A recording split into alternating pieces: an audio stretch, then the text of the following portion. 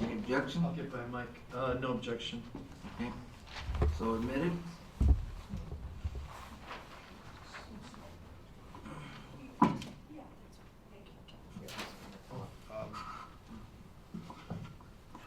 And the other issue is simply a request to be informed if the state has, we're going to be doing our redirect. It's not going to take very long, maybe an hour, but is notice if the state is intending to recall any rebuttal witnesses. Well, I don't think the defense has finished their case yet, but the only rebuttal we may have would be possibly the issue of the jail calls, which we probably have to argue, litigate. So no witnesses per se? Well, it would be just Sergeant Wexton to introduce to authenticate the jail calls. So that we still don't know. It's a maybe, probably. Well, likely. I don't think we're at that point yet because we're still in the defense case, but I already sent the discovery to the defense, acknowledging that there is at least some case law that Yeah, says. I can't put him, I can't force you to make that decision right now. So you've given notice. So Right, I have, and that's gonna be the gist of our rebuttal. Like, then I don't know what else is the defendant's gonna say. I don't know what other witnesses Mr. Provost is gonna call. I know he's calling, that one woman who's at the phone number. But other than that, I don't know if he's recalling stepmother or mother. I'll have to wait a little bit, but I did give him all the discovery for that, part I of think it. that's fair enough, Mr. Provost. I mean, he doesn't know for exact sure. Sure. He's gotta give you parameters, so. Yeah, I'm time-wise. trying to just inform the court really what it's going to look like today. So this shouldn't take too long. I will be calling Pamela Grundon. Okay. And then I expect we'll be resting, so we'll be done. You know, Probably by the break almost, huh? probably, yeah. Okay, So otherwise, we're ready. all right. Now, this is Come on up, Mr. Renfro.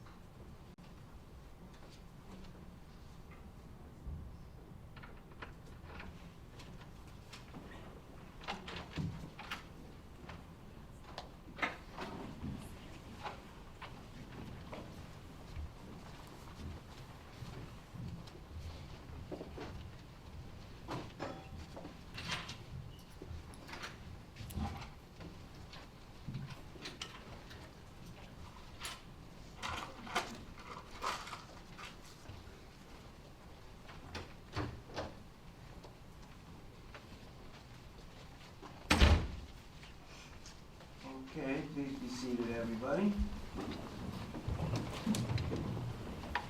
We are back on record.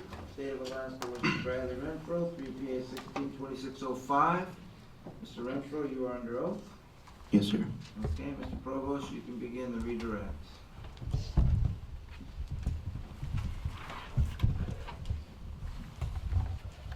Bradley, do you remember in the last couple of days of cross-examination by the prosecutor, Mr. Kalchek, that he asked you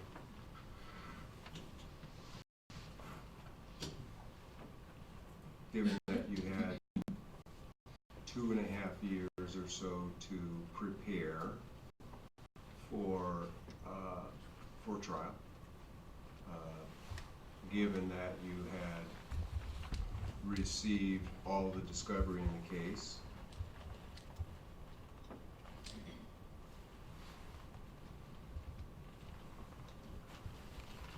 but made those statements, and as I recall, you agreed or testified that at this amount of time has passed, I've reviewed all the discovery. Do you still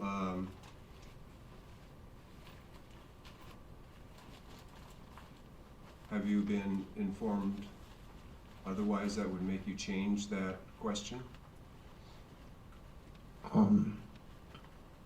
Kalachek I mean, your said, answer to that question? Kalachek said that you and I had 2.5 years to go over discovery and review all that stuff. Did that actually happen?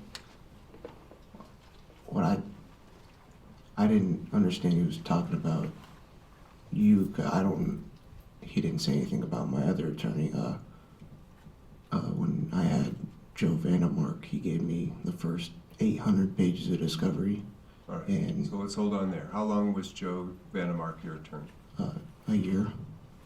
And then approximately when was I appointed to assume responsibility for representing you? A month after that. Well, okay, so a year rested in December 2016. Mr. Vandermark was appointed to represent you for a year.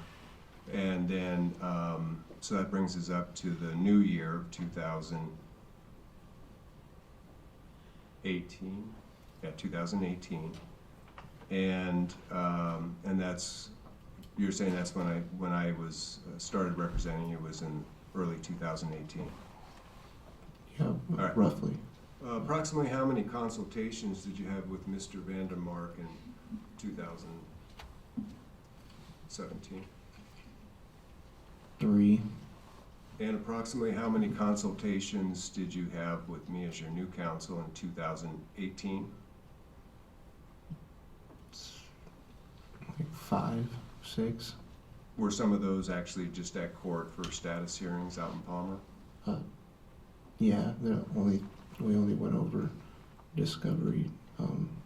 Well, I'll ask that question.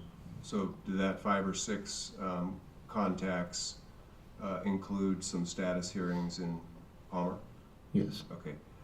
Approximately how many in-person consults, just out of that number, approximately how many in 2018, the entire year?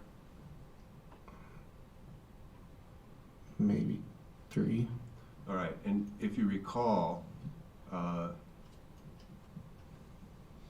were you provided any discovery in that year, 2018? We went over some of it, mainly my interviews. You didn't give me any to have. Do you recall what we actually, were you informed what our initial objective was that first year? Just to mainly go over my interviews and kind of told you what's happened. So you're saying getting your side of the story. Do you recall getting a lot of social history about who you are in your past? Yes, sir.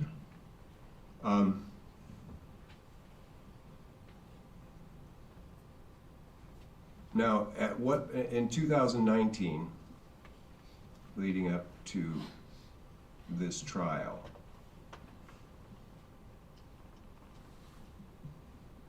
at what point in time have you learned or discovered the most information about the evidence that was generated in this case?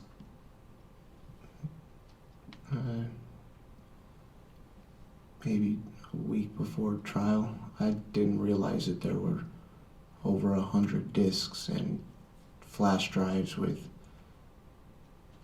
many discs on each flash drive. I didn't realize there was all that. I knew there was a couple thousand pages of discovery. I didn't realize there were... More than 4,000 pages? Yeah, 4,000 pages. So that was before trial, but in all of this time leading up today, or to when the state rested, where or how did you understand or know what the state's evidence consisted of?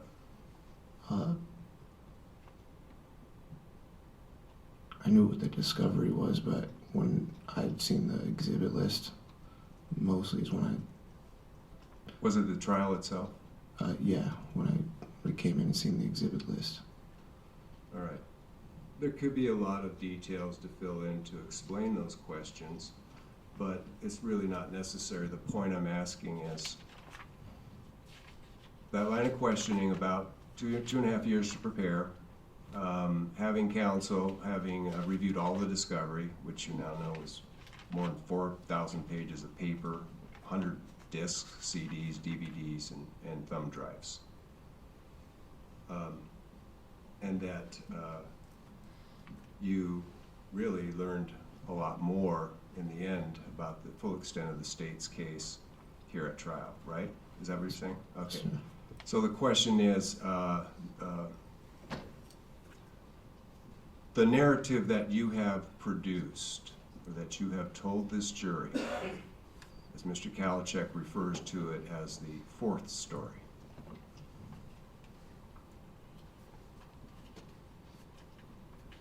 Is that based upon 2.5 years of preparation and review of all that discovery before trial? Not with counsel. I've only gone over the story with myself, trying to remember more and more of what happened. And for whatever reasons, decisions you made, just to be clear about that, all of that discovery was made available if you wanted to review it. Is that true? Yes, sir. Okay.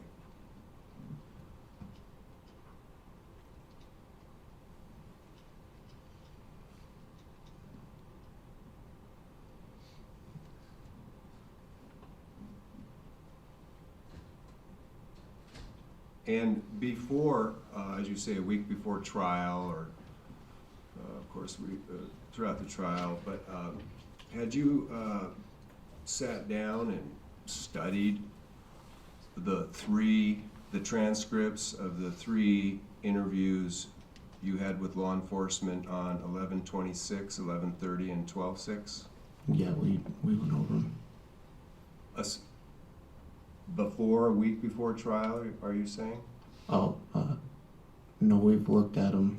Okay, so Before, it's though. last couple of months, Yeah, including trial. yeah.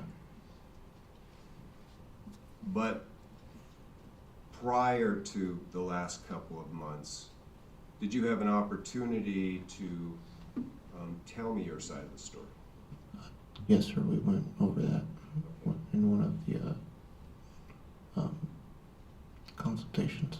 So is there any basis to the assertion that you had 2.5 years to prepare and all this discovery review to come up with this fourth story? Is that true? I only really went over it by myself. My first attorney conflicted out in the first year, and then in interviews with me? Yes, sir. Okay. Just wanted to clarify, because you did say yes, and, I thought he was talking about me mostly. I've gone over it with myself.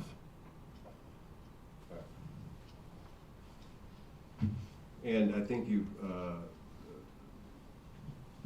have testified yesterday that, that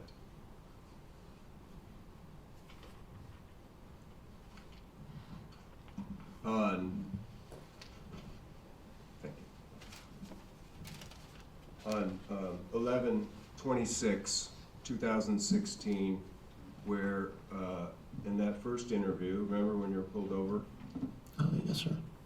that you lied pretty much throughout that interview, except for acknowledging that you were a third person in the Bronco. Yes, sir. And in November 30th, 2016, still lots of omissions, deceptions, but still maintaining you were only in the Bronco, but adding the fact that you participated in torching the Bronco. Yes, sir.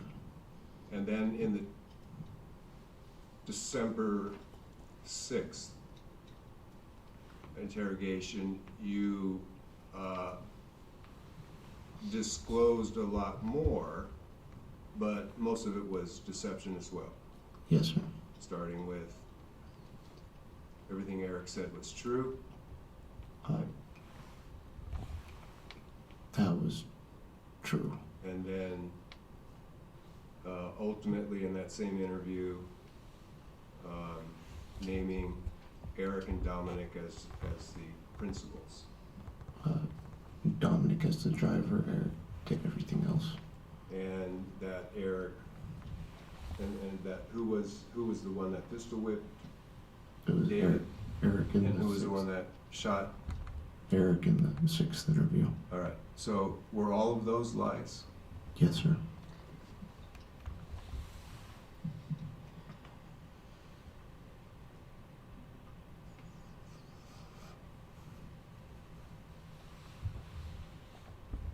Now, you've had that opportunity over, I don't even recall, many hours on direct examination to acknowledge the omissions and deceptions and lies at the time, and also a detailed narrative of what really happened. Yes, sir. Is that still, you stand by that as the truth today? Yes, sir.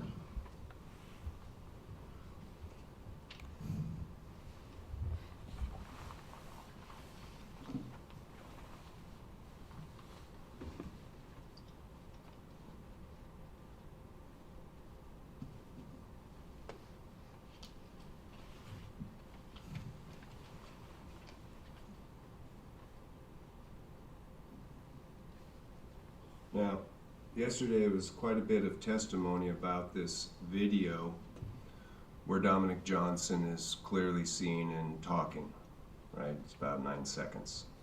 Yes, sir. And you testified that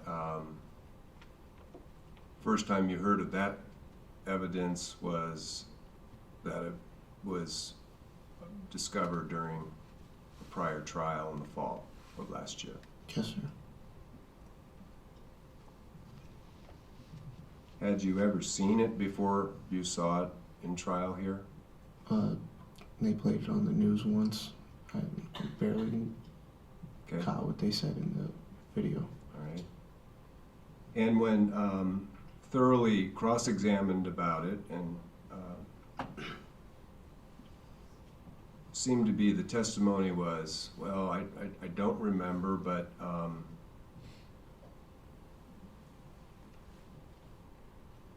but you agreed that perhaps by the process of elimination, from prior witnesses that you were probably there. Yes, sir. Okay. And you did, once that was clarified, you continued to say, well, I don't have an independent recollection of what I see on the video, right? Okay. Yes, sir. So here's my question for you. You've seen it 3 or 4 times in this trial. Yes, sir. Whose voice is laughing out loud and repeating or kind of cheerleading Dominic Johnson's statements? The one that repeats after him? Yeah. Austin's voice was, Was Austin there? he was there that night. And who else was there? Dominic Johnson, me, Alyssa, Okay. maybe So- her sister, I don't, All right, so 3 males. yes, sir. We know who Dominic Johnson is and what he's saying. Yes, That sir. left you by, common sense. And Austin Barrett. Yes, sir. All right. And that laugh, that loud laugh, kind of, and repeating what Dominic Johnson had just said. Whose voice was that?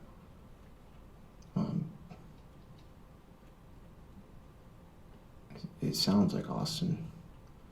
Well, who else would it be? Was it your voice? I don't think it is. After we went over it, the voice that says Dom, or said it twice, I think. Kind of like a Dom. Yeah. All right. Did you have any idea what Dominic Johnson was talking about? I don't really remember that whole. There's an inference and a purpose, and that is that the coincidence of what Dominic said just 2 hours before David was pistol whipped, that Dominic was the inference.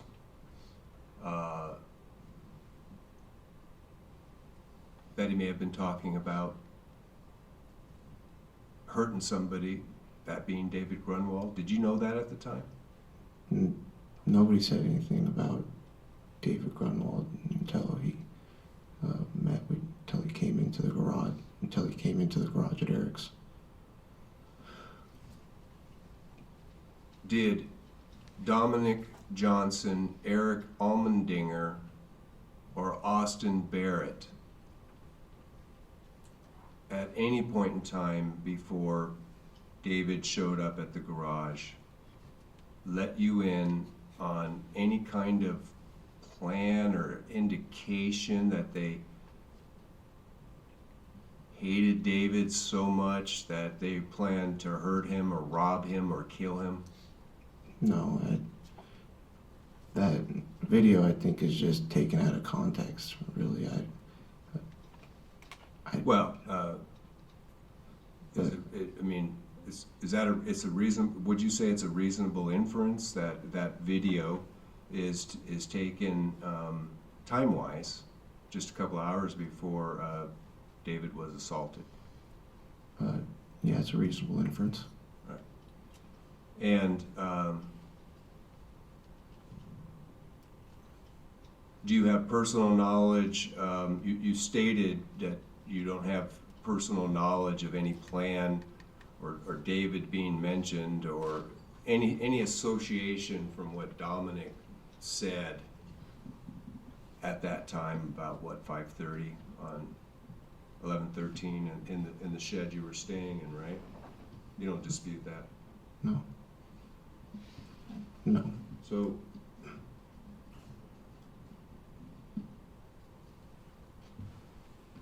you don't have an independent recollection of that.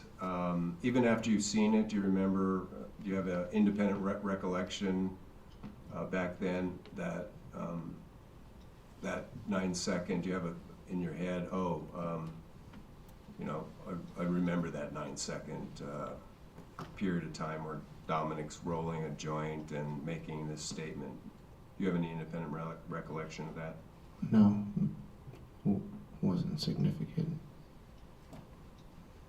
Had you known how they felt about David Grunwald, you think you might remember it today? Yeah, yes, sir.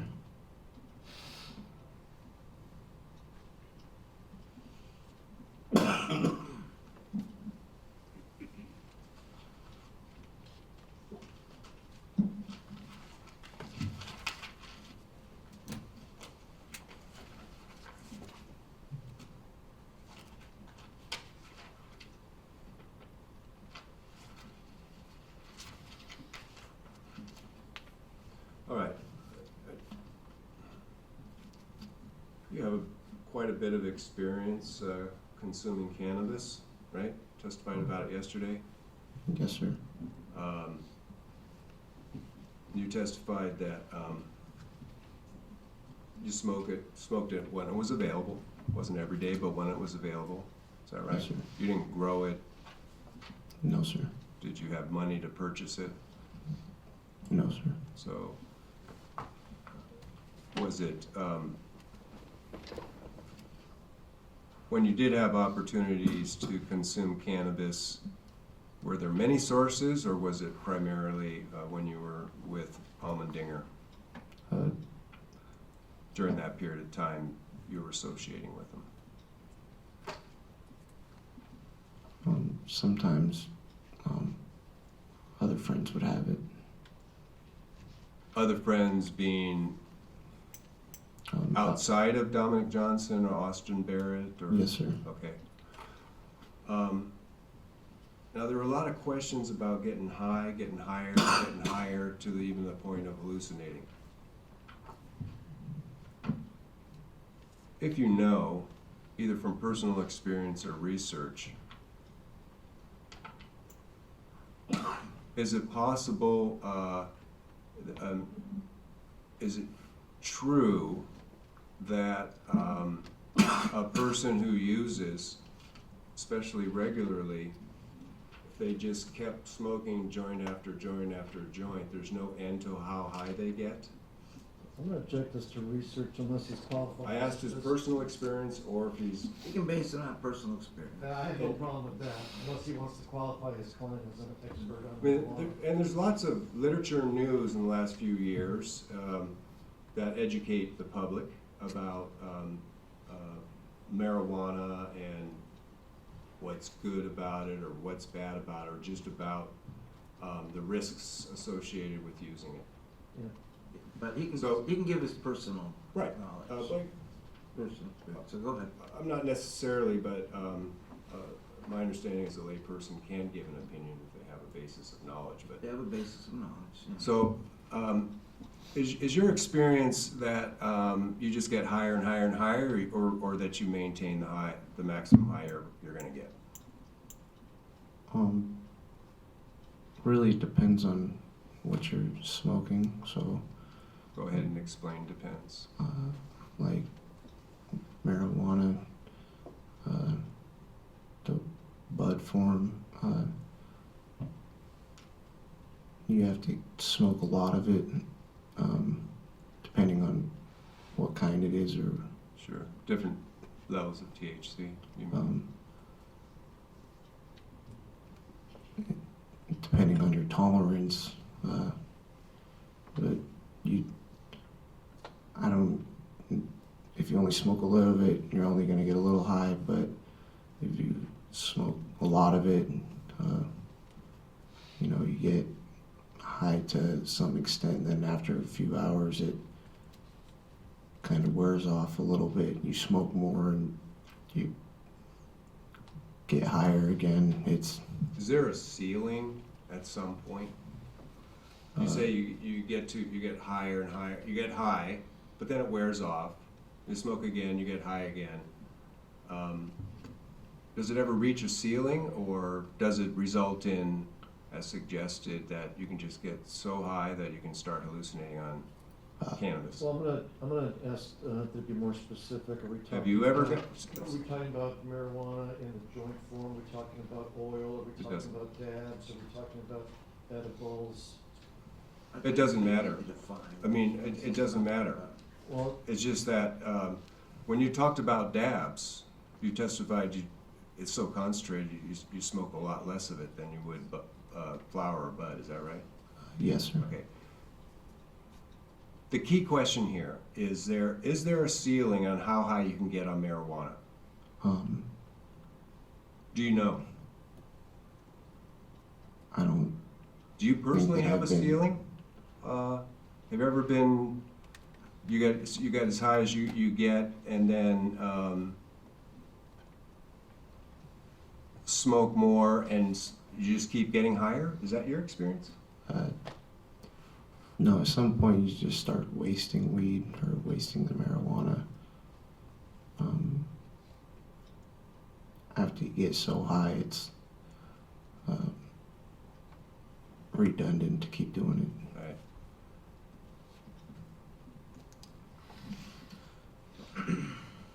Right. Do you know if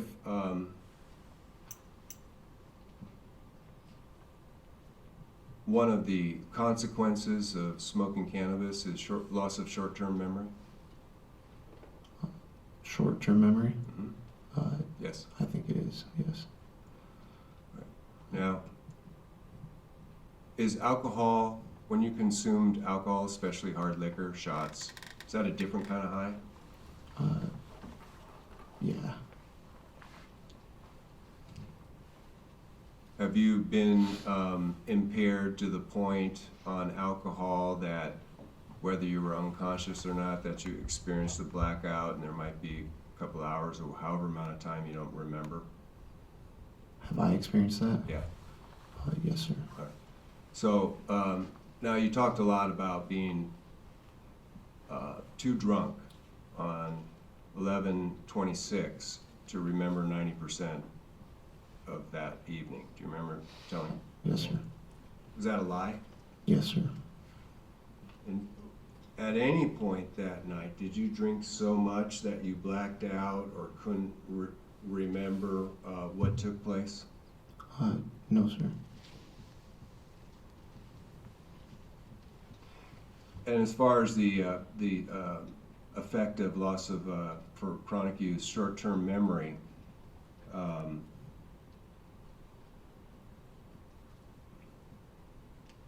you didn't try to use that as an excuse. You just lied about not remembering. Is that right? On the 11/26 interview? Yeah. Yes, sir. How long have you been clean now? December 9th, 2016. The day you got arrested. Yes, sir. Did you find over time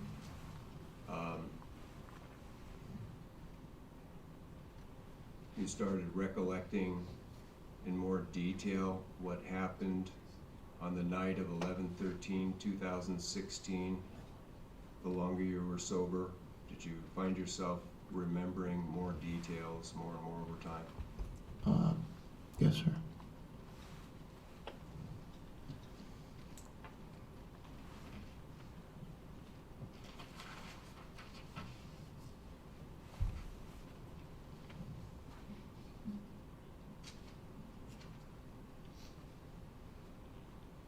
Now, you also testified yesterday on cross that in the December 6th interview, statements that were picked out of that interview that David was sort of talking shit the whole time. Was that the truth or a lie? I don't remember him doing that. I think I was just a lie. I don't remember saying that in the interview either.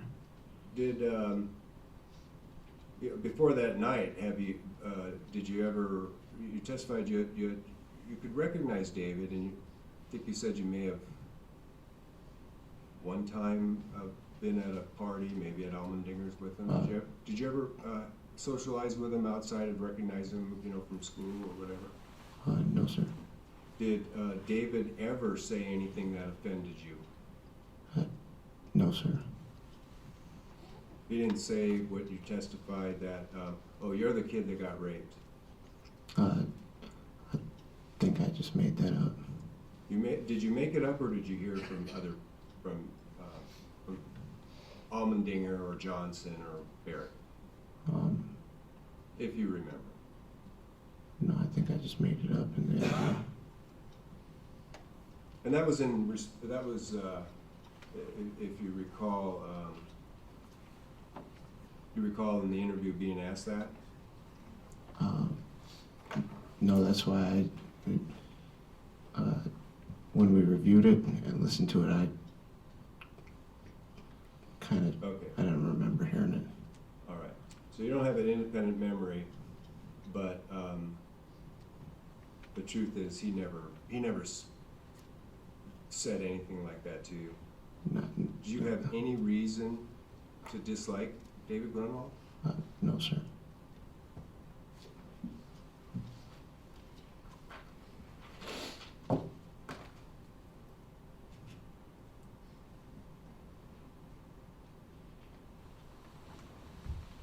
Do you recall earlier in the trial, it's one of the exhibits on the cell phone data between Dominic Johnson and Eric Allmendinger Yes, sir. from that evening? Do you remember? Yes, sir. Okay. When was the first time you saw that evidence? I didn't actually see it, but Dominic was talking about going to Eric's with Austin. Well, I'm not talking about, well, are you talking about, when you say that, are you referring to that two-page exhibit the defense entered into evidence where Eric is saying to Dominic, who's asking who's coming, Yeah. Eric says Brad, and then later Eric says, no, Brad's staying. Yes, sir. He's not coming over, he's staying where he's at. Objection, that's a mischaracterization of all those texts. Well, let's put it out. Say he's You know, staying- this was, We have the actual text. They have, right, and I'll pull it out, but, well, let's read it then, because it just says Bradley spending the night. It That's fine. doesn't say, Let's just read it. Right. it doesn't say right. whether it's a list of, Sure. if I can complete my objection, it doesn't say whether it's a list of Bledsoes or Eric Allmendingers. It says Bradley spending the night. I don't even have it in front of me, but I remember that part.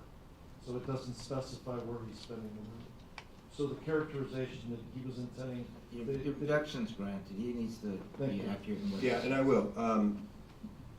But there is testimony, there is evidence from Trooper Wegson that that would have been his understanding as well, that he was staying the night at the shack, and we heard evidence yesterday and the day before from Bradley that he was waiting for his girlfriend's parents to go to sleep. Judge, can I you gotta just say ask this you for a question.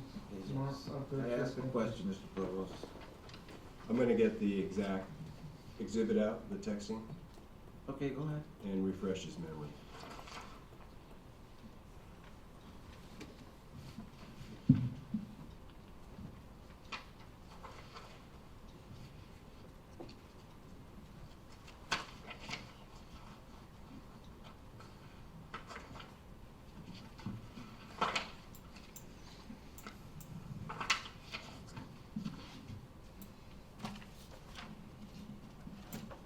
I'll just go to the exhibit now.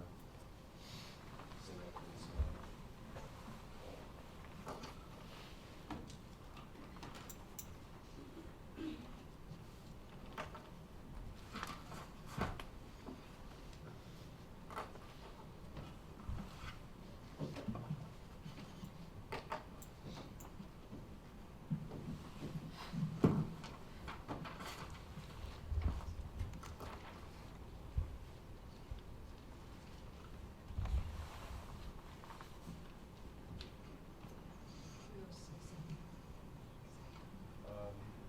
was the 2-page one they spun out. So which one was that? C you said, or G?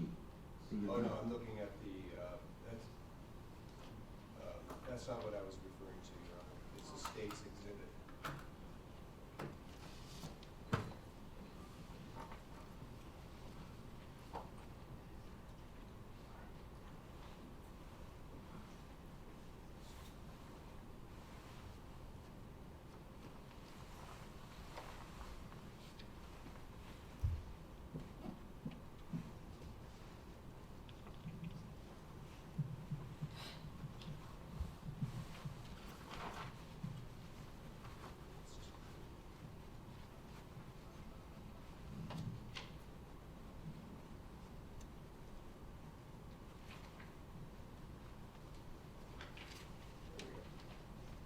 This is state's exhibit. I'll get to the mic.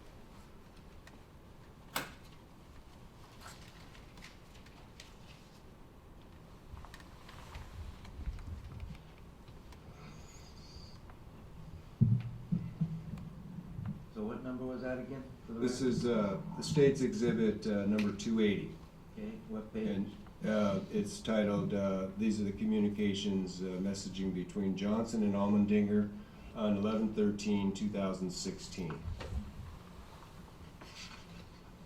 And we're going to the part of the stream of texts after they're already at the camper, not the confusion about whether he was coming or not. Well, Whether- in this case, Judge, since the jury hasn't an exhibit, my objection is that counsel has to lay a foundation that he saw those texts, because otherwise they're texts between two different people. So asking his opinion, I don't know what we're doing here, it's not a memory refreshing exercise, because they're not his statements, so that's not what we're doing here. They already have the exhibit, so the jury can draw the conclusions from the exhibit. Asking his opinions about the messages is meaningless, so I'm gonna object as to any relevance, his commentary. What's the relevance? What are you asking for? All right, so the relevance is, Your Honor, as we all heard already in the state's case, is that there was an exchange of texts between Johnson in the trailer and Allmendinger about bringing out his tooling. Right, bringing out the gun, it's been pretty lengthy testimony. Right. Okay.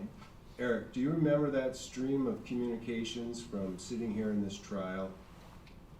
Same objection, what's the relevance of whether this defendant remembers the state's exhibit? I agree. Relevance. Well, I agree there were texts, what is the purpose of him Well, commenting on the text that he didn't Well, he see? was asked lengthy, did he see the text? Did Yeah, he see the that's what I'm text? asking for. The foundation has to be laid whether he saw those on November 13th. If he saw them as discovery, so what?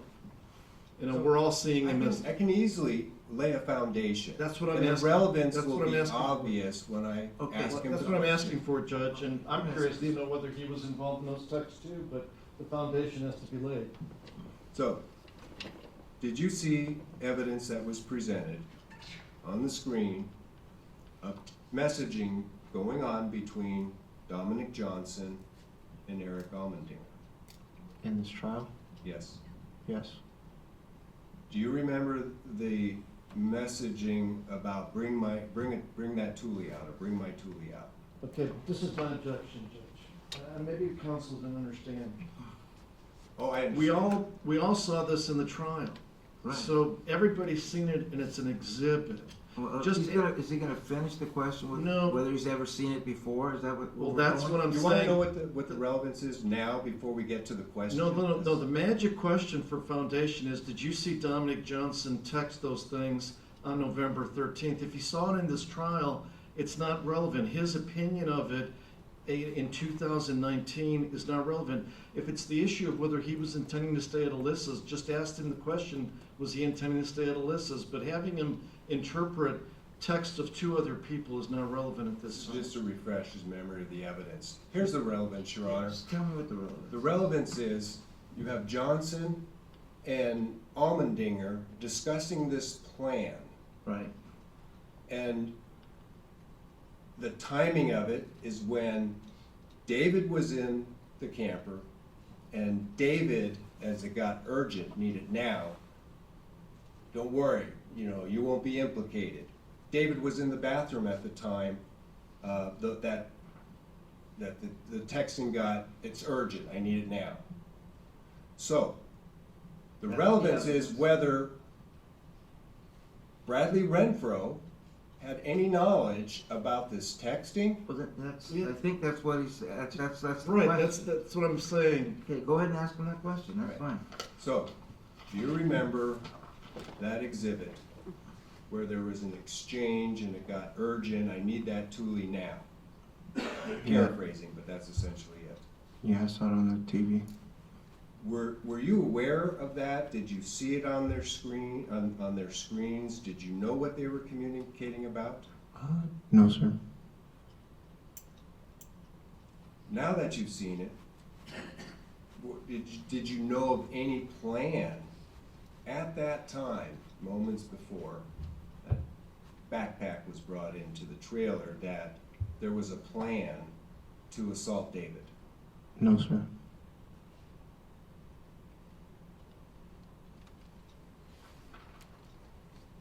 So when you heard testimony, in fact, it was your testimony about how the only light was the screens of the cell phones.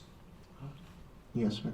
And and where you were positioned on the bunk, did you see what they were texting? No, sir. And of course, Eric wasn't there. Did Dominic inform you what he was texting? No, sir. Dominic ever tell you what he was intending to do? No, sir.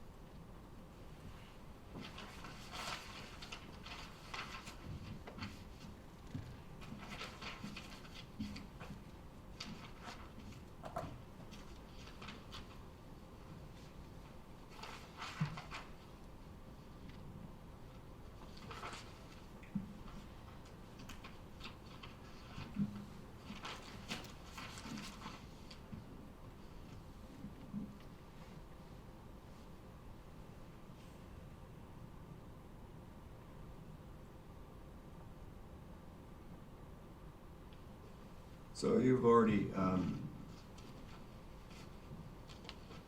in your narrative, your fourth story, the story that you testify is the truth in detail about what happened that night with David. We're at this point where, in those events, you had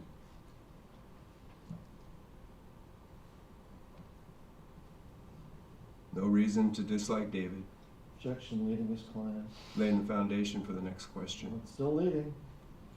He's still leading. Well, What do you know, your foundation has to be, can't be a whole bunch of testimony. well, no, we're just right up to the camper. I mean, It's still you know, this leading. case is about accomplice liability and establishing when it might attach, if at all.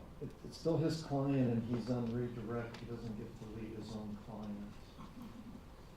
Try to ask the question without too So- much of bleeding.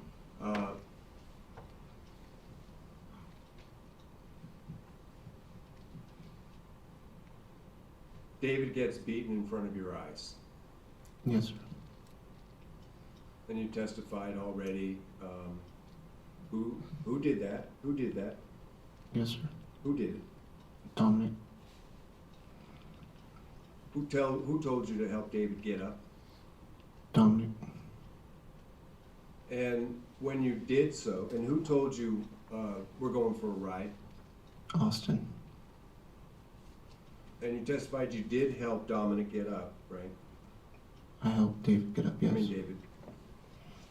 And helped him to the Bronco.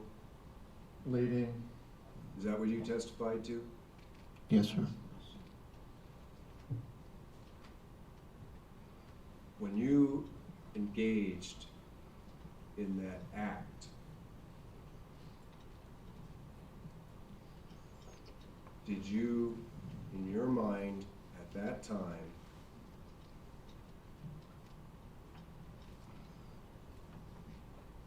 think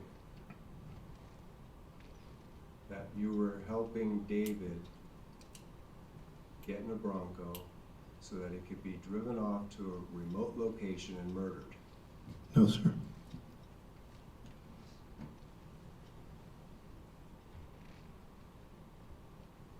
You testified at some point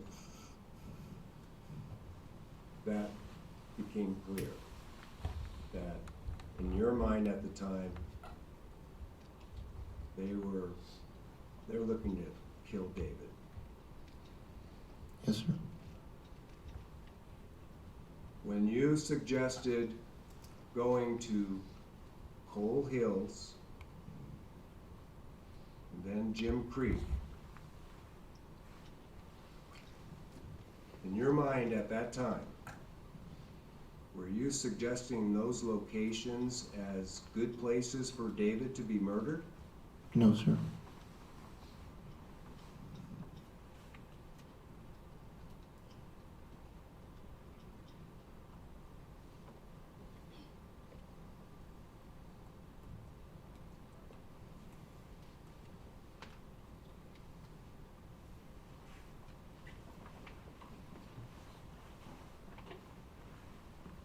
After David's murdered, and you've told your story in great detail, all the way through that point, and all the way through Devin Peterson's house, all the way through burning the Bronco. I would object to the characterization in great detail. I couldn't see any of the conversations that took place in the Bronco, so that's closing I argument. think that that's a little bit broad. Did you disclose everything that you could recall in the way of details through direct examination, through cross-examination? Yes, sir. Now, regarding the burning of the Bronco, well, let's back up. You testified you were the one who suggested where to get the gas cans. Yes, sir.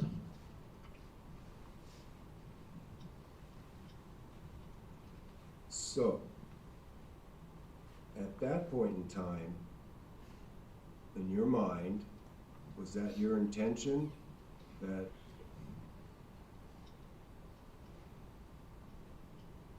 we're gonna get gas Yes, sir. and burn the Bronco? Yes, sir. Was the idea to get rid of the Bronco by burning it your idea? No, sir. But it was your idea to get the gas cans? Where to get them? Yes.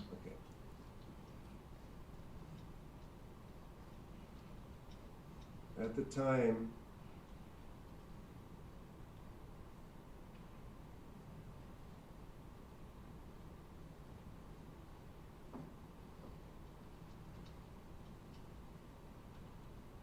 when you made that suggestion where the gas cans could be gotten,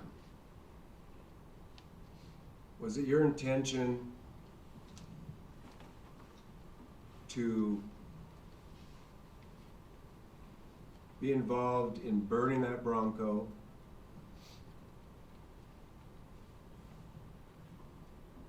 because you intended to assist in helping or doing tampering with evidence? No. What was your motivation in engaging in that act? I was just going along with what everybody else was doing, sir. You could say I wasn't trying to go against the grain.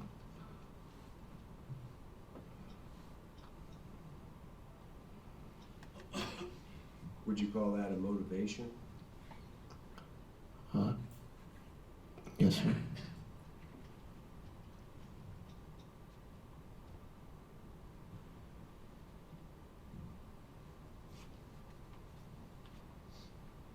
And you testified about how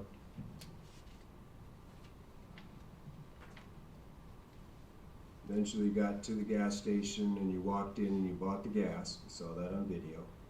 Yes, sir.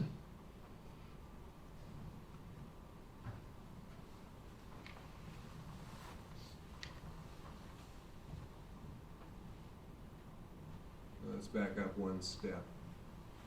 Testified you went to Devin Peterson's to get the gas, right? Yes, sir. And was it at that time, did you view amongst this group of Almendinger, Johnson, Barrett, and Devin Peterson, at that time, who did you consider your best friend? At that time, I considered Devin to be my best friend.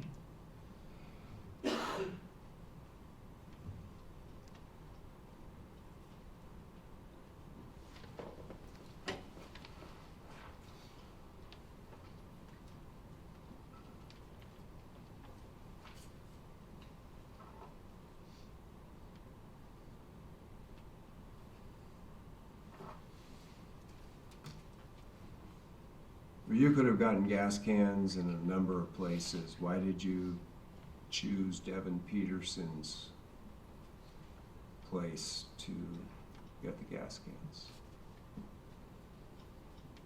Let me back up. Had anybody in the vehicle said something about let's go talk to Devin? Or who brought up let's go get the gas? Was Devin Peterson named first brought up to go to because of the gas cans, or was his name brought up earlier in the vehicle by one of the others? I brought it up. Okay.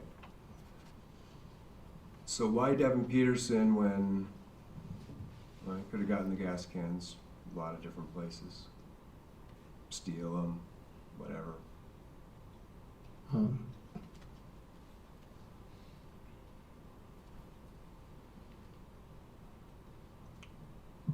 I don't remember exactly why I suggested it. At that point in time, was he somebody you felt did you trust him under these circumstances? You were already, you testified how you'd already been threatened and you were fearful of who you were with in that car, but if you know, if you remember, if there was anything going through your mind other than suggesting where gas cans could be had, and you knew Devin Peterson had them, was there any other reason why you suggested Devin Peterson's house? Okay. I don't remember. All right. Now, when did it occur to you that, when did it occur to you to ask Devin Peterson, can I stay? It just, when he walked up to the truck, it just, Okay. I didn't even think before I said it, it just came out. All right, so it was spontaneous, it's not something I planned on asking him. All right. When he said, Austin can stay, but you can't, how did that make you feel? I considered him to be one of my best friends at the time. guess I learned different at that moment when he picked Austin over me. How'd that make you feel?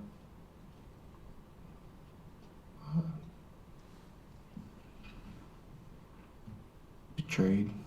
I don't know, something like that. I don't know how to explain. What were you thinking, or what was your motivation to ask Devin to stay, to get out of the Bronco there and stay with him? I just wanted to get out of there.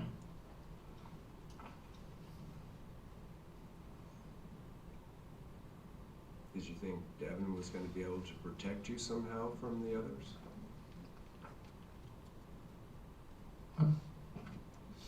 Or is it simply you just wanted to get out of it at that point? I was just trying to get away. You didn't expect that he was somehow going to protect you from them? Not specifically, no. Do you remember at the time whether you thought you could trust him any longer after choosing Austin over you?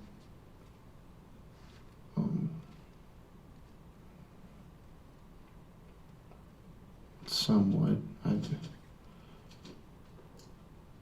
It's not like it. Got other things on your mind? Yeah. All right, so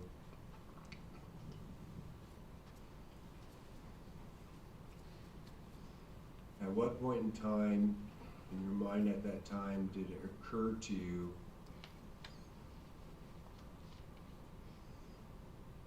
to call Pamela Grunson? I called her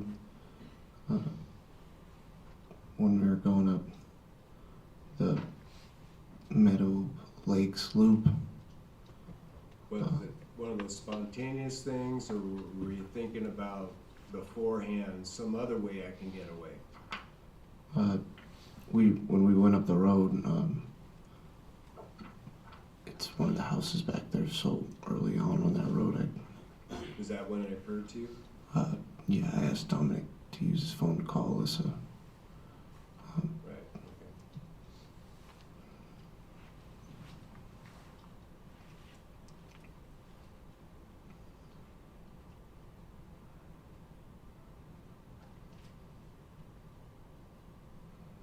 Well, you've already testified in detail about burning the Bronco and your role in that. Now,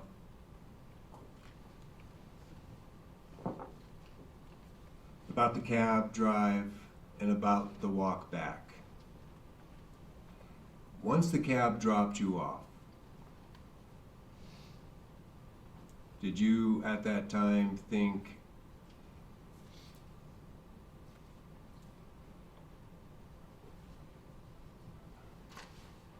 not necessarily sharing with anybody, but did you think at that time, I just want to get back to my shack, or I want to go to Eric's with these guys? What was going on in your head once you're walking, and did you think about where you're going to go next? I was planning on heading back to Alyssa's, but Eric and Dominic said that they didn't have anywhere else to go. They couldn't go to Eric's, and that they wanted to come back with me. So why didn't you just go straight to the shack? Or the Eric shed? wanted to get food and a heater and stuff, and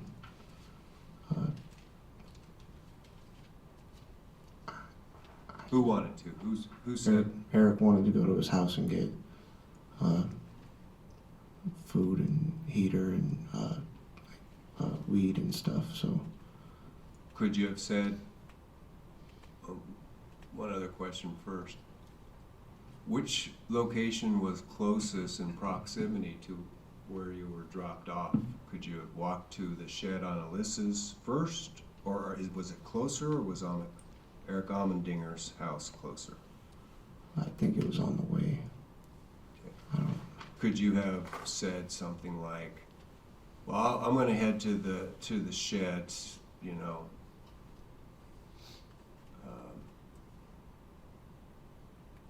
I'm gonna head to the shed. Could you have said that? Yes, sir, I could have. Did you think about saying that at the time?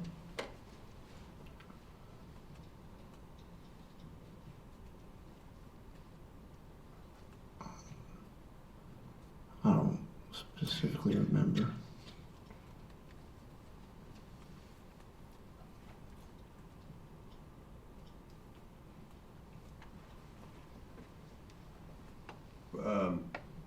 Well, you're saying that they didn't have a place to go. That occurred to you to suggest, well, why don't you just, Eric, go hang out in the garage or go back to the camper? Did that occur to you? No, sir. He said he didn't want to see his dad that night or have him yell at him or anything.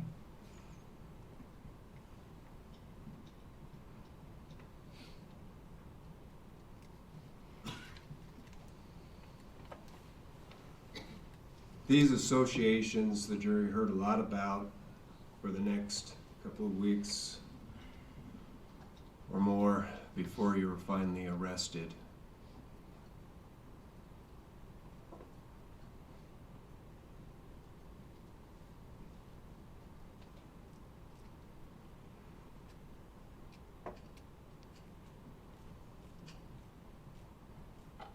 Were those associations because you were still friends and you wanted to hang out with them? Not necessarily, sir. Were you being, like, for example, the word proactive, were you seeking out their associations with them? Only to tell them, like, about police contacts or just acting like I'm, like, texting them or calling them on Snapchat or Facebook, acting like I'm still going along with everything. Everything's kosher. The number of contacts over that period of time that has been brought into evidence,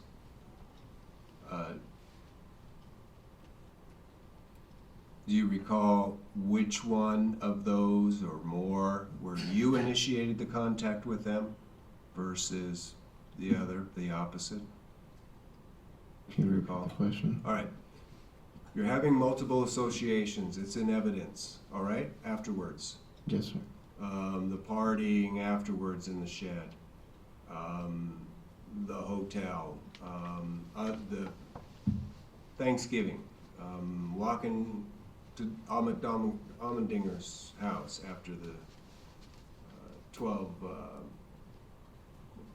after the being intercepted, coming out of the hotel on December 1st or 2nd. Yes, sir. Those contacts, you remember those now, right? There's a lot of questions about a series of contacts you had with them. Did you initiate, were you the one that reached out to them to get together, to have a meeting and talk about what's going on? Objection way overbroad. He just put out there like 10 different Well, if contacts. you Now want he's to asking break a down general each question. one, then. I can break down each one if we, Well, we already know he did initiate some of them. Well, because- let him ask a question Yeah. on it, so then you can. that's during the what period, you're after that night, and you went separate ways, wherever you went, wherever they went, up until the time you were arrested, can you think of specifically an occasion or occasions where you were seeking to meet up with them? Not to meet up with them. So communications, you initiate communications not to meet up in person, but to communicate? After the 11:30 interview, I texted Eric, just tell him about what happened, told him I denied everything, stuff like that. Uh,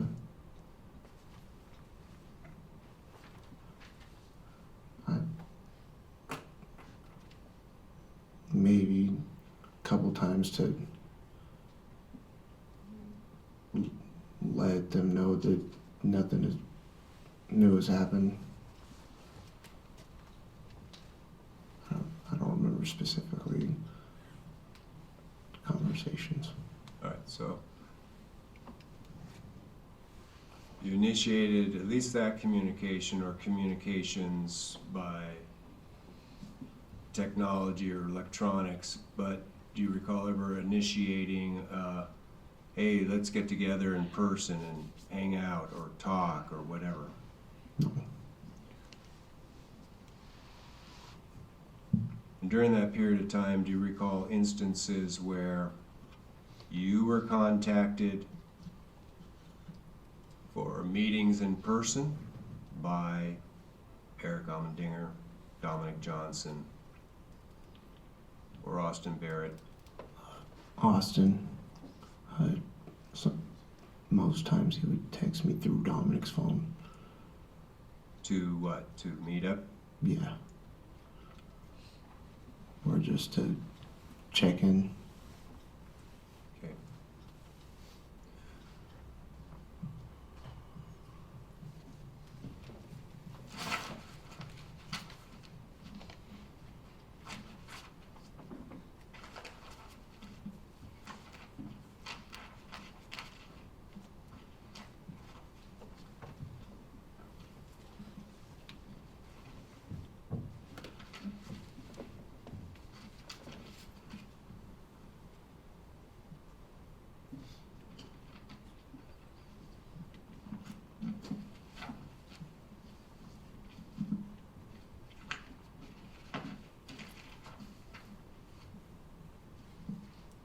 So we're gonna wrap up, Bradley. Just redirect.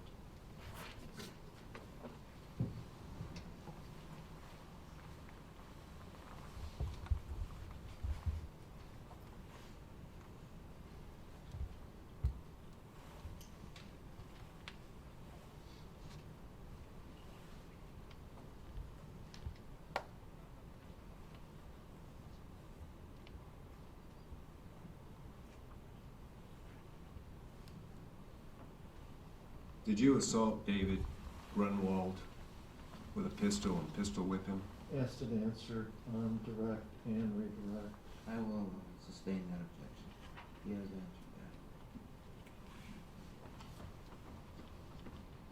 answered that.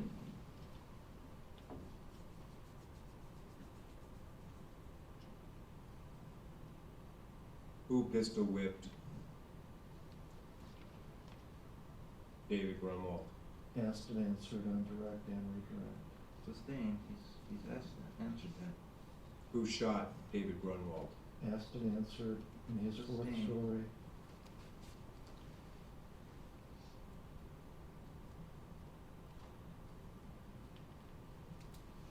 Whose idea was it to burn the Bronco? Asked and answered. Sustained, he's already answered that.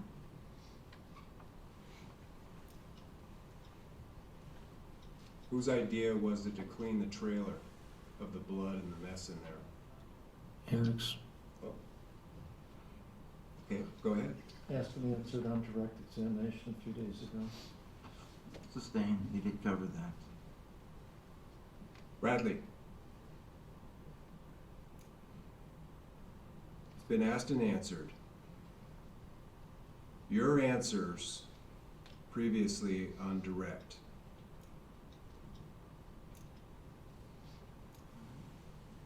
Is that what really happened to David? Yes, sir.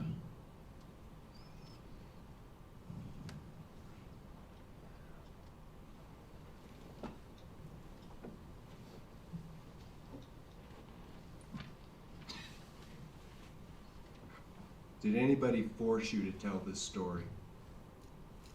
No, sir.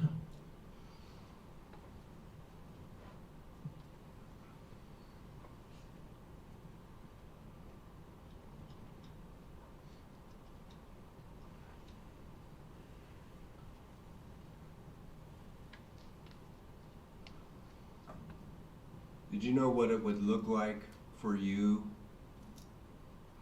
to take that stand and tell your story in this Objection. proceeding? Objection. What is that question? How is it relevant? And how is that relevant?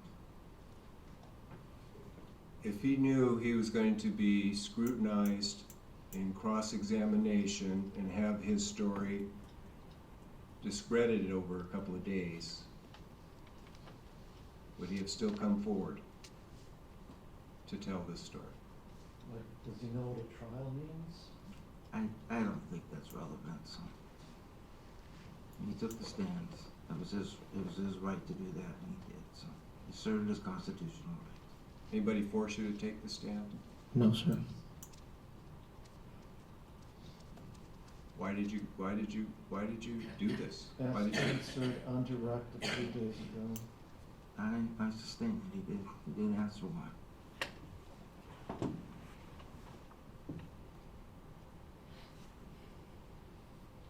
Okay, that's all I have, David. That's all I have, Bradley. All right. So, Mr. Kalichek, you can, under the rules, do a recross, but it's only to new areas of subject matter. It Right. can't just be So re-answering questions. Just to not make everybody think that it's gonna be hours, I had these many notes. As long as it's new So that, subject matter. right, and this is strictly what was covered this morning, I'm not gonna, I feel like I've been too long yesterday anyway, so this is strictly what's covered Go ahead. this morning. The first set of questions goes to the preparation issues, and from what I heard you say, you said you had about 900 pages of paper discovery first, right? About 800 and some change. Okay, and you went over that, right? Yes, sir. Now, we have to, the one obvious thing is here that you were at all these main events, right? So, like, you were a personal witness sir. to all this, so you don't really need the police reports to tell you what happened at these things, right? Yes, sir. Okay. Now, did you watch the prior trials? Because you testified you watched the news coverage and you learned some things about the prior trials, so that you watched the prior trials on YouTube or Facebook or KTVA? Only what was on the news, sir. So Just the news stories that were actually covered on Mm. Channel 2 and Channel 11. Well, that was pretty extensive, right? The coverage was extensive. For the first one, yes. Yeah. For the second one, there were less stories about it in the newspaper and on the news. Right, so you knew that the state had laid out all the same evidence at the first trial, right? I knew some of the evidence that was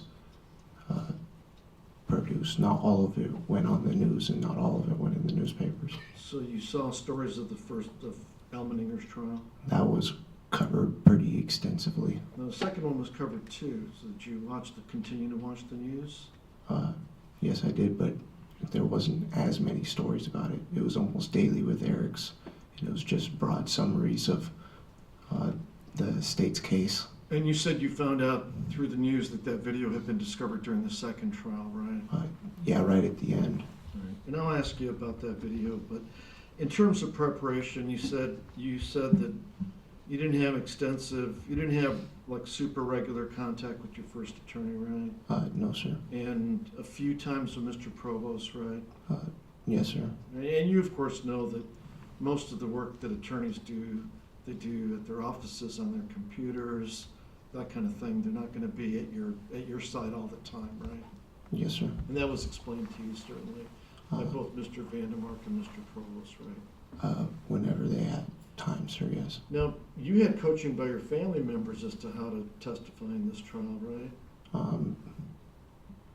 To what extent to Well, tell the truth? Not to use swear words, right? They coached you on that.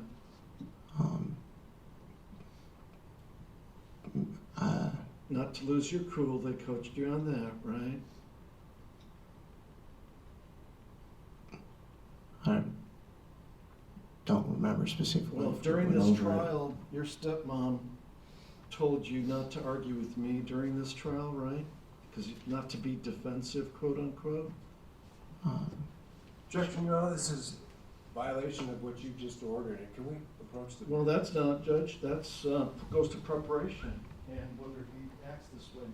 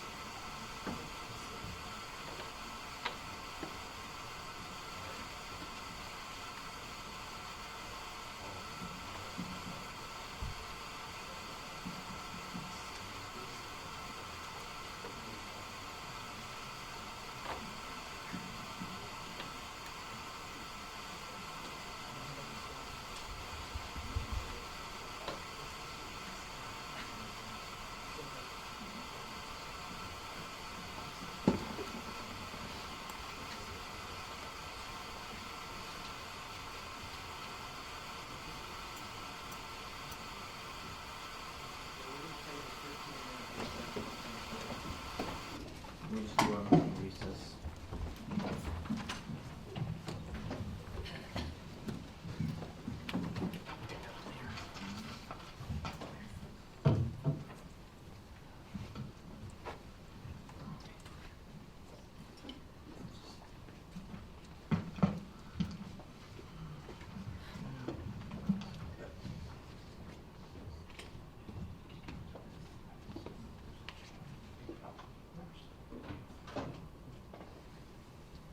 Okay, let's continue this. What I want to do is I want Mr. Kalachek to lay a foundation for these statements, where they came from, argue what they're going to be relevant for, because they are statements made by the defendant, is my understanding.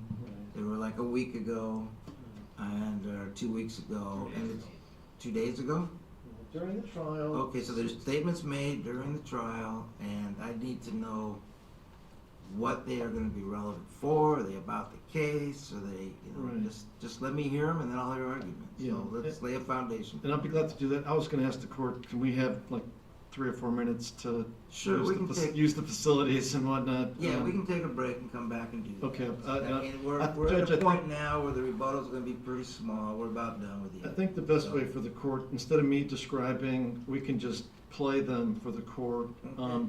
And then I can make the argument as to why I feel they are relevant. Okay, and you're not challenging the foundation of where they came from. That's him and so forth, No, right? it's relevance. And I would just tell the court Relevance and that there was no Exactly. suggestion, despite the defense already saying he was clean for 2 years, which suggests he's been in jail for 2 years. They said he was arrested. There's been, numerous mentions. Well, my concern, I'll raise my concerns if I hear it, if it's what I'm thinking. Okay. All right, we'll take a recess. Provide and you make a decision. If the decision is to somehow let this into evidence, so be it. It'll be in evidence. But meanwhile, I don't know what frankly, I don't know what the extent of the court's discretionary power is with respect to media, but my request is that until the court makes a decision, and if that decision as it comes into evidence, then of course the state has to lay a foundation, and but I'd ask that this not be media be excluded from this preview of what Mr. Kalachek would like to present to the court and the arguments. I would say this is on record in an open court. I think we're bordering on trumping on the Constitution. Well, it depends on if there's some sort of a safety issue or something with the other people that are on the phone call, not necessarily the defendant. Well, all the people But, on the phone call were involved in this trial. They fully knew what they were doing. The defendant, his mother and stepmother, both of them had testified under oath as witnesses. And this was not evidence that we created, Judge. It was evidence that the defendant and the defense witnesses. That's really not what I'm worried about. Just if there's some sort of security issue, there's a safety issue, there's Not some for them. specific issue to those on the phone call. To No. the defendant, it makes no difference because I'm gonna hear it. Oh, it's And good. then to the jury, they're not gonna hear it. So Right. unless I So- let it in. So at this point, I made the request and it's denied, that's, I'm gonna go ahead and deny it. They can record it. It is what it is. So we'll just hear it and then we'll go from there. And Judge, the way I propose doing this, and I know we're not making an argument yet, but I'd rather do it as a proffer where I put Sergeant Wiggs on the stand so the court can hear from him how the information was obtained by the state. And then after we do that, have him come back and have him play those two pieces. But I just want to lay a foundation of how we got it, when we got it, Yeah, he can and come up and do who are it. the So who I'll are the just people know on the tape. circumstances.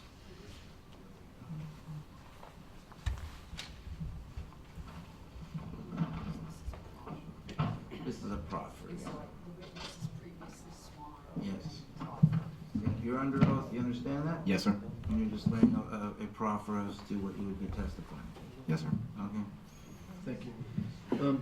Sergeant Wigson, you of course know that the defendant in this case, Bradley Renfro, is in custody, right? Yes. And do you know where he is being held in custody during the course of this trial? FCC. All right. And are you familiar with the privileges that inmates have regarding phone use? Somewhat, yeah. And what is their ability to use phones? I think they can make phone calls to family and friends. I believe there's a fee associated with some of those phone calls. And that the program or the company used to monitor and record those phone calls is Securus. And all of those phone calls are recorded. Right. And are you familiar with the notifications that all inmates get about the fact that these are not private conversations? Right, and on the recording, and you'll see in the beginning of this, but in the beginning of every phone call prior to the phone call actually starting between the two parties, it says, these calls are subject to recording and monitoring. Thank you for using Securus. And has it been like this for a long time? Many years now. There was a different program in place prior to this, but I think Securus has been around for a couple of years. So a person like Bradley Renfro, who's been in custody since 2016, if he had made phone calls, he would have heard that repeatedly during the course of his incarceration? Right. Okay. Now, does law enforcement listen to these unprivate conversations on occasion? Yes. Do you listen to every defendant's conversations? No, that would be far too time consuming. Not every defendant's every conversation, but like particularly during trial, I'll peek in and see what's going on. Right. And also, do Department of Corrections employees listen to the phone calls on occasion? Yes. So is it basically kind of picking and choosing? Yeah, it's in my discretion. If I have time, I can beam in. In the historical phone calls, I don't listen to them real time. I can go back a number of months or years, depending on what I'm looking for. But in this case, I just went to the day that I was looking at. All right. And in this particular case, we're going to be arguing the admissibility of a certain piece of evidence that you obtained recently. Is that correct? Yeah, the evening of September 30th, two nights ago. All right. And does the evidence relate to these phone calls which are not private? Yes. And can you tell us how we're talking about 2 phone calls? Yes. And tell us how these phone calls came to your attention.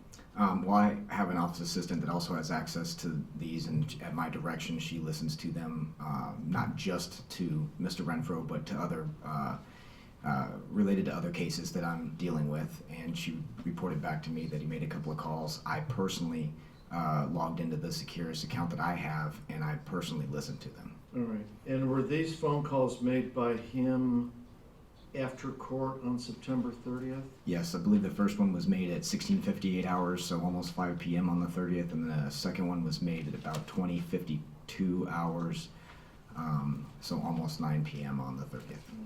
And in terms of relating the phone calls to this trial, in addition to them being made right after our trial date on the 30th, the first phone call, who was the other person on the line with him?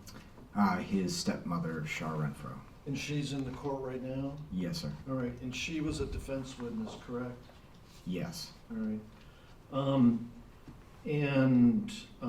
You recognized her voice on the phone call? Yes. And was there a third party on the line too? In the background, I think you can hear his father, but you can't clearly make out what he says. I think she mentions a couple times, she relays what he said. All right.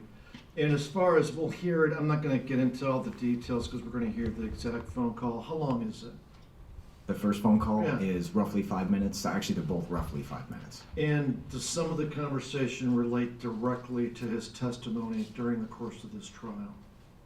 Yes, the first call does directly relate to what he was talking about with you on cross on the first day, the last hour of the first day of cross. All right. And is the defense witness giving him suggestions as to what he should do or should not do when we continue the cross? Yes, The Okay. defense witness? Ms. Renfro. The stepmother? Who initiated the phone call? It's a one-way operation, so only Bradley can call out. They can't call in. No.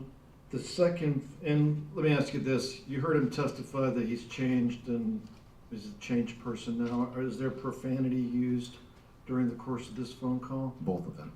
Okay. And is there laughing by both of them about the profanity? I think so, yeah. Okay.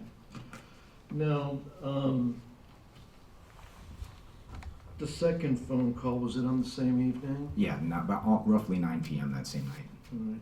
And who was the other person on the phone? Brittany, his mother. And was she also called by the defense as one of the witnesses in this trial? Yes. All right. Now, in that particular conversation, is there also profanity used? Yes. And is there laughing by both of them about his use of profanity? Yeah. Okay. And do they also mention another witness that was called by the state as it relates to this case in that conversation? Yeah, they talk about Alyssa Bledsoe. And is there profanity used when they're talking about Alyssa? When Renfro talks about Alyssa Bledsoe, is he also using profanity? Yes. And is he directing his mother to have Alyssa Bledsoe do certain things? Yeah, I think bring some pictures or something like that. Send pictures.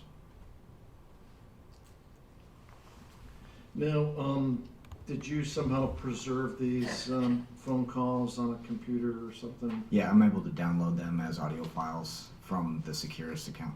And the second one, is it fairly short too? Yeah, it's about 5 minutes. And is there any doubt in your mind that Bradley Renfro is the person talking on both phone calls? No, both from his voice, and it says that it's him using his, so he has to put in a PIN in order to make those phone calls, and that's his PIN that registers for his name that comes up on the account. All right. And is there any doubt in your mind that the main, the other person on the first phone call is his stepmother? It sounds like her. And the second person is Brittany Smith, his It also mother? sounds like her, yep. And, yeah. Okay. And you had nothing to do with initiating these phone calls, like suggesting that he make these phone calls, or this was completely voluntary on his part? Correct. Like you didn't direct anybody at DOC to suggest that he make these phone calls? Absolutely. Or you didn't suggest to the JS officers that he make these phone calls? No. I will, before we play it, if Mr. Provost wants to ask some questions of Sergeant Wigson about the foundation.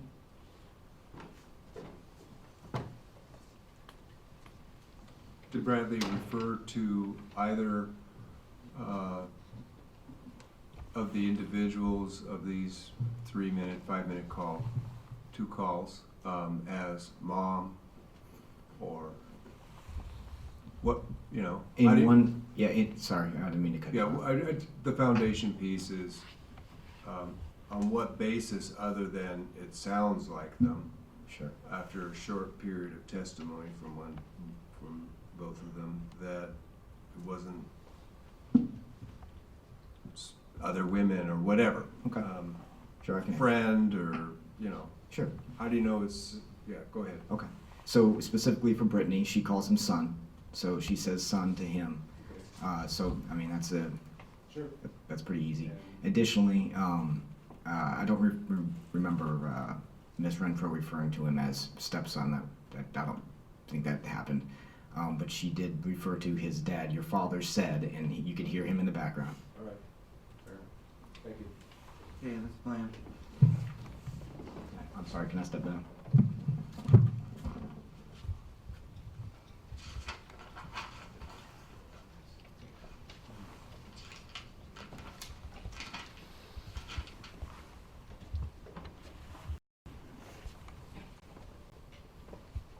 After the beep, please say your first and last name.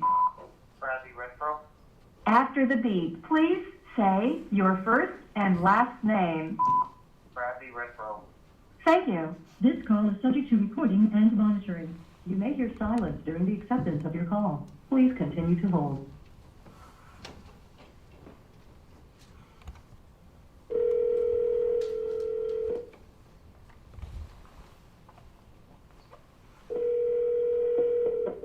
Hello, this is a collect call from Bradley Renfro. an inmate at Fairbanks Correctional Center. This call is subject to recording and monitoring. To accept charges, press 1. To refuse charges, thank you for using Securus. You may start the conversation now. What's up? Hello. That was tiring. Fuck, I am tired. I know. Did you guys come for the money on today? No, your dad said he'll do it tomorrow.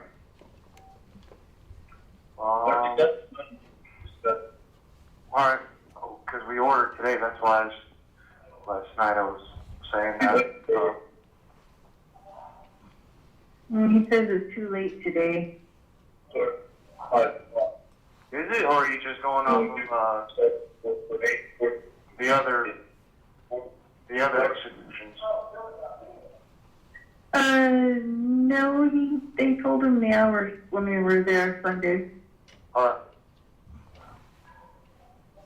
yeah, I was just, alright. I'll work around it, yeah, that's cool. I appreciate it though. Oh, you're welcome.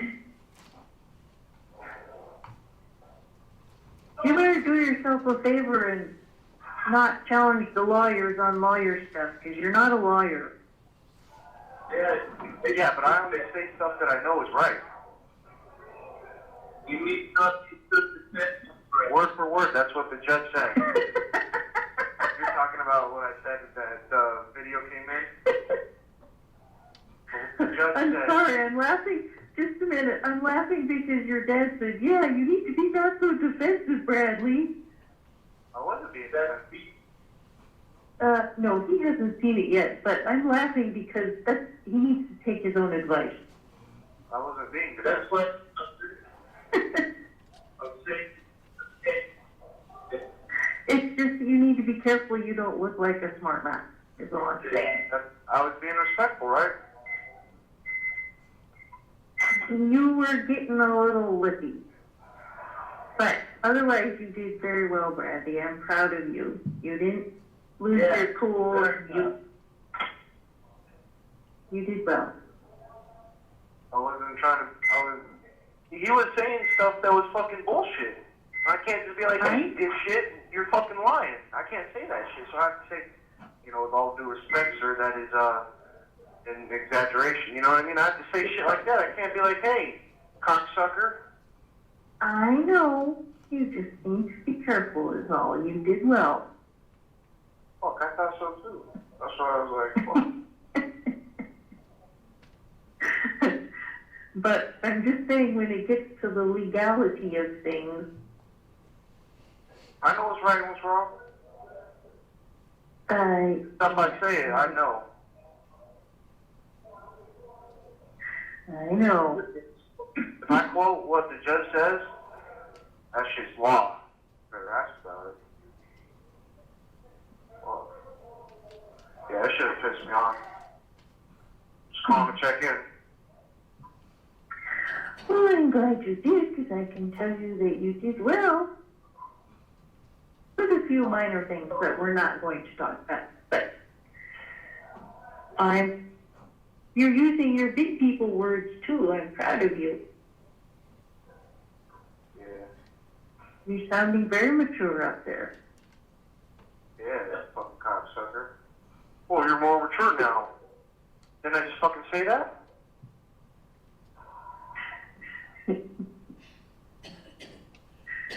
Well, you're also thinking before you're speaking. That's a big improvement too.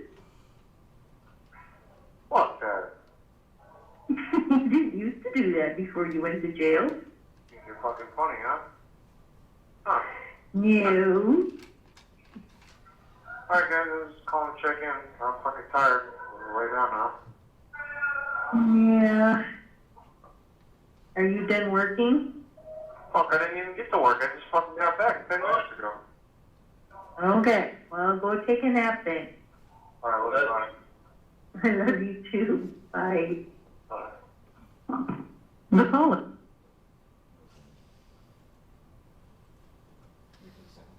Yeah. After the beep, please say your first and last name. Bradley Renfro. After the beep, please say your first and last name. Bradley Renfro. Thank you. This call is subject to recording and monitoring. You may hear silence during the acceptance of your call. Please continue to hold.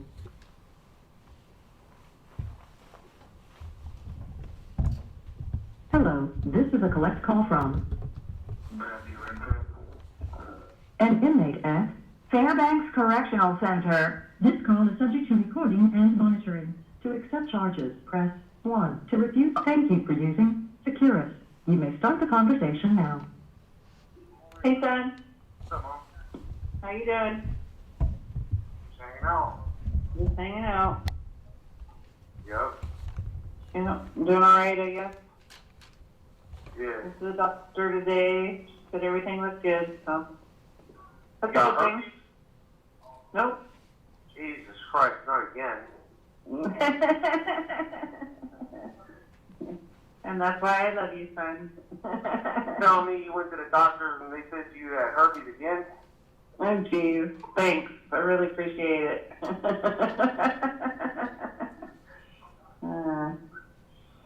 Yeah, no. I don't have herpes again or at all. Not again? Yeah, No. you can't get rid of that shit. That shit's for life. God.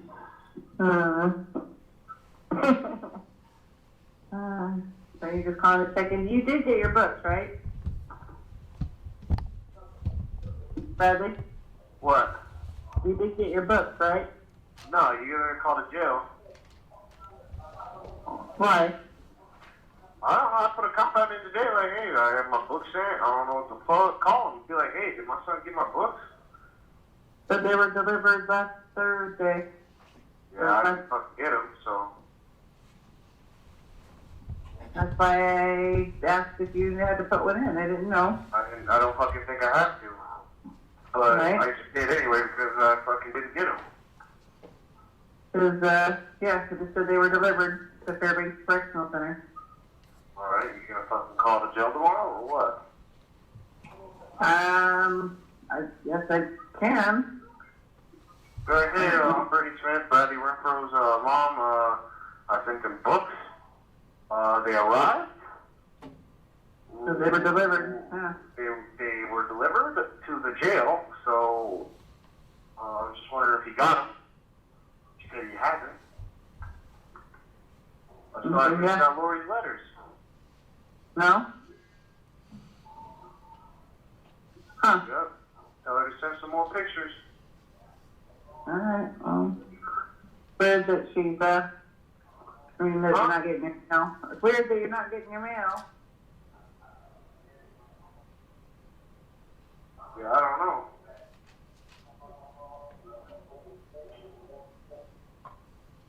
Okay, well, I guess I'll call tomorrow. Huh? They didn't say I said I guess I'll have to call tomorrow. They didn't say they got sent back like the last time. Yeah, I never sent them back. So, I know you didn't send them back last time, the jail did. alright, well, So, anything else going on? Last time, so, nope, it says hi.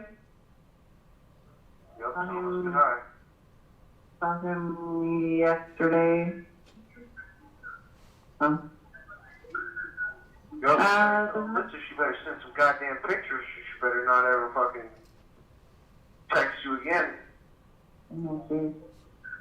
Kind of in a funk. Need to get her out of that funk. Tell her that bitch, Bradley said, better send some goddamn pictures. Serious, Mom. I did say that just recently. Yo, she better get in the fucking, with the program. She better get with the fucking program. That's all I gotta say. Right?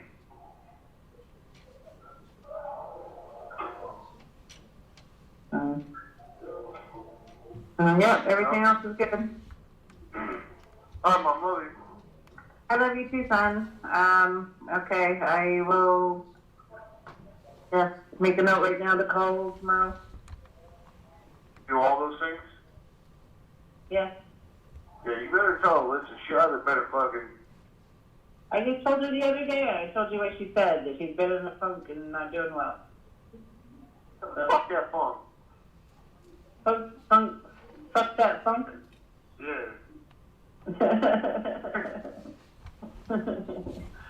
Funny. So, I love you, I miss you.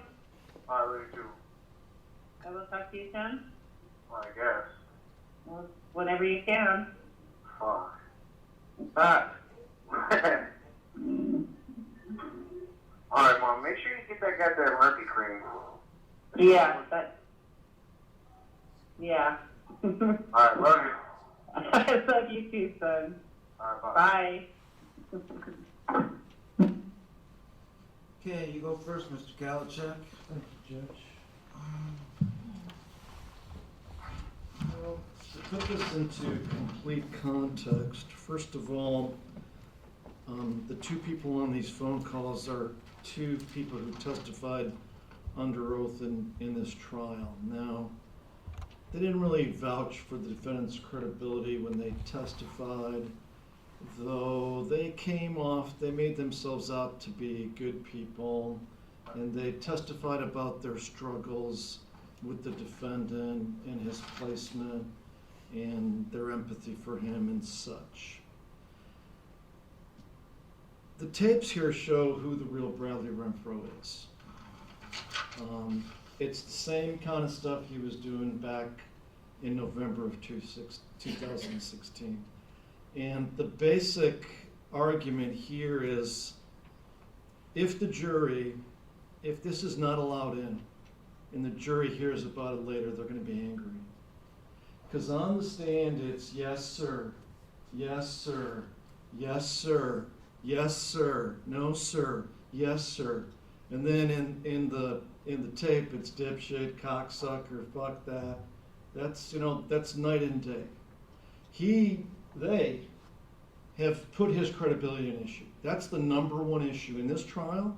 When we get down to closings, that's the number one issue. Does the jury believe him and his presentation in court and his story that he's a reformed person, a changed man, chooses respect, and all that stuff he testified about, or do they not believe him? And we know that jurors never get all the rules of evidence always keep some information out, but if they don't get this, they're just going to be fooled. Because he did a good job in court, for the most part, as his stepmother pointed out she was sitting there observing, taking notes, or mental notes at least, and she's saying for the most part he did a good job. He didn't use the F word on the stand. He said yes sir and no sir. Yes, he argued with me on occasion, as she pointed out. She suggested that he's not a lawyer, so he shouldn't bat legal issues around with me. But basically, there's a number of things going on here.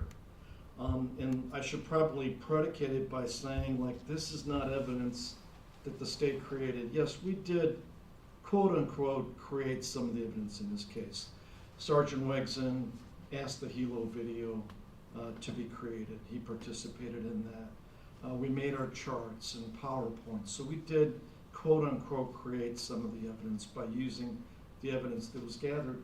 But we didn't create this. You know, this is adult court. It's not baby land. Notice, Judge, he doesn't use his baby voice in his phone calls. It's his gangster voice. Like, fuck that. Yeah, do this. He doesn't say, oh, I don't remember. Oh, it's not a baby voice. So that shows who the real Bradley Renfro is. And let's look at he took the stand. So he's in his own murder trial. He's been taking notes. He's been preparing. He's been reviewing discovery.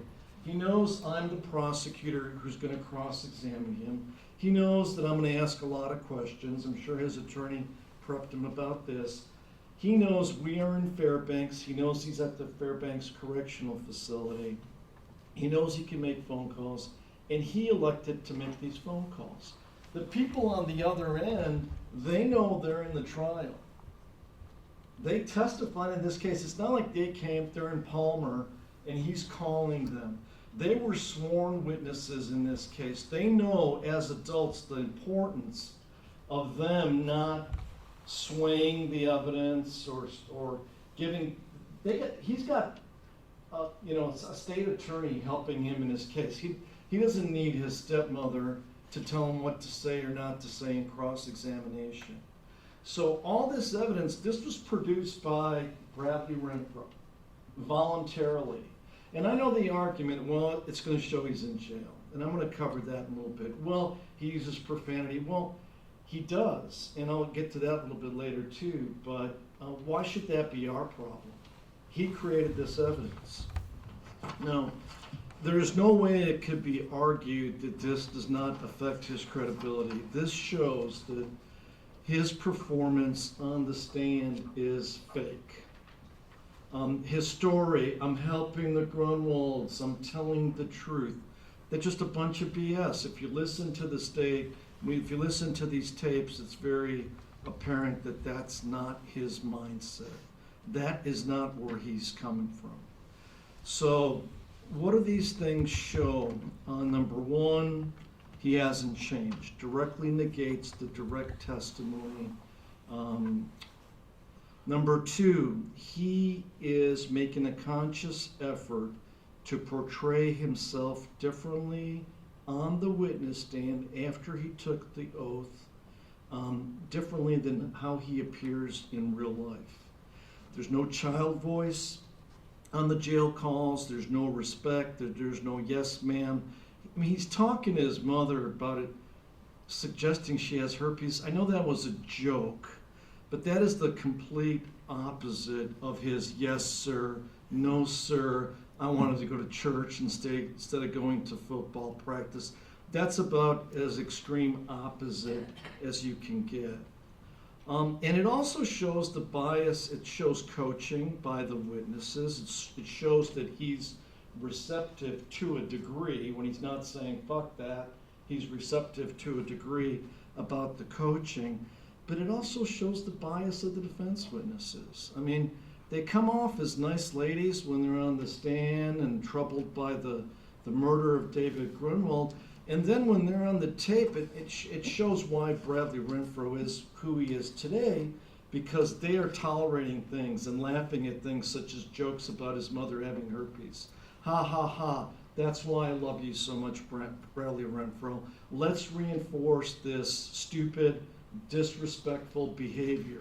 Ha ha ha, that's so funny. Love you, son. So it also shows where the defense witnesses are coming from, even though they didn't talk about his credibility, but certainly that's not the main point of this being admitted. So I know what's gonna, I know what the defense is gonna say. Well, it shows he's in jail. Okay, now the response is most jurors are not stupid. They know that people who are charged with murder are in jail usually. They don't think that, I'm sure they don't think the JS officers are here just because they're on their coffee break. There's been testimony about him being arrested.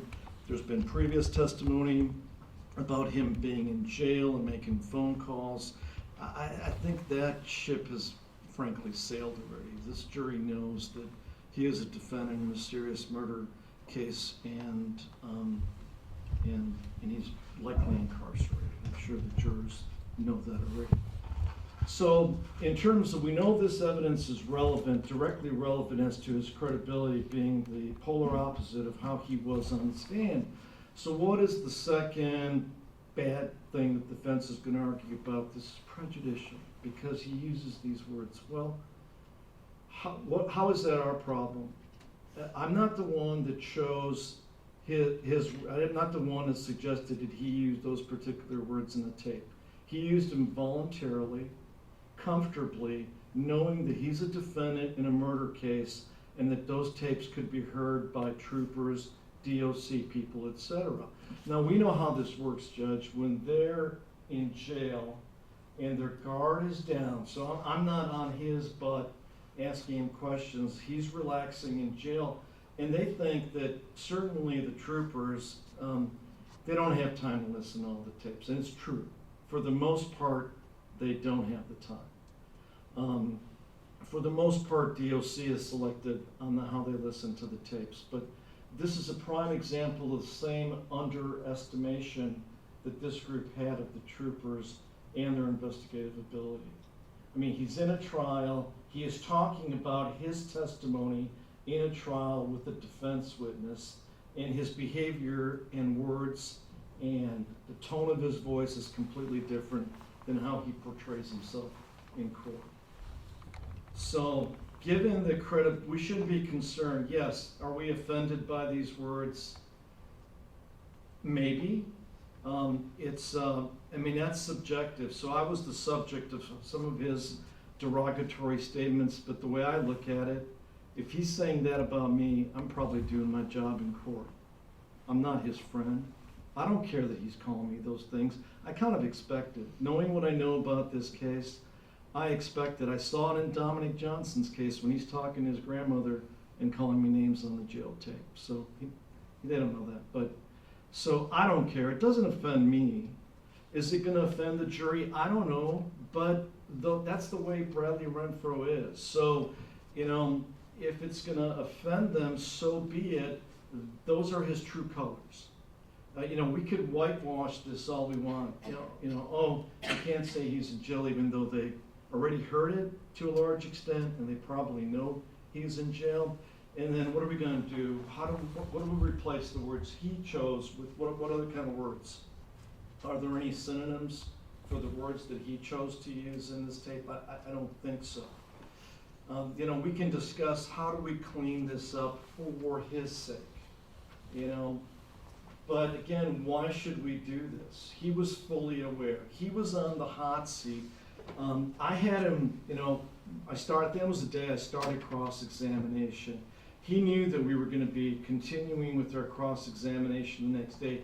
He knew we were at the pivotal point in the trial when he's putting it all on the line. And this is the kind of stuff he decides to do. And that is because he hasn't changed. So yeah, can I get Sergeant Weggs in on the stand, Judge, and ask him, did some phone calls come to your attention? I don't even have to say that they were jail calls. Who were the people on the phone calls? Did they discuss the testimony?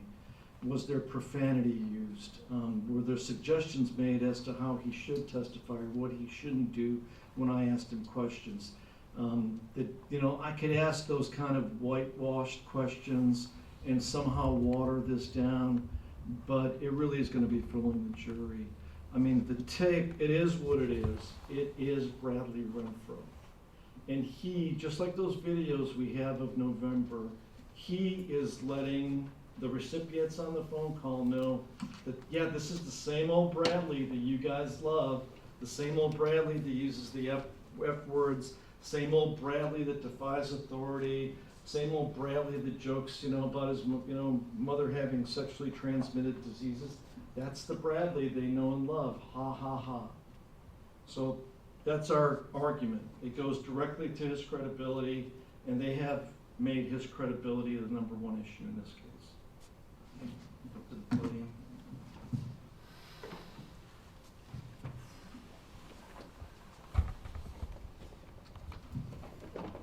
So the state is arguing that two short conversations by Bradley with his mother and stepmother define who he is today. Just what we just heard, that's who he is. That's just who he is. Well, context. He voluntarily took the stand. The court knows that's a rare thing, and even rare for, although he's an adult now, for a juvenile at the time of the crime to take the stand in his own defense. He was cross-examined and experienced in the same kind of techniques of manipulation and lies and putting words in your mouth that happens, in investigations. So, sure, he's on edge. You can hear it on his voice. He had a hard day. All right.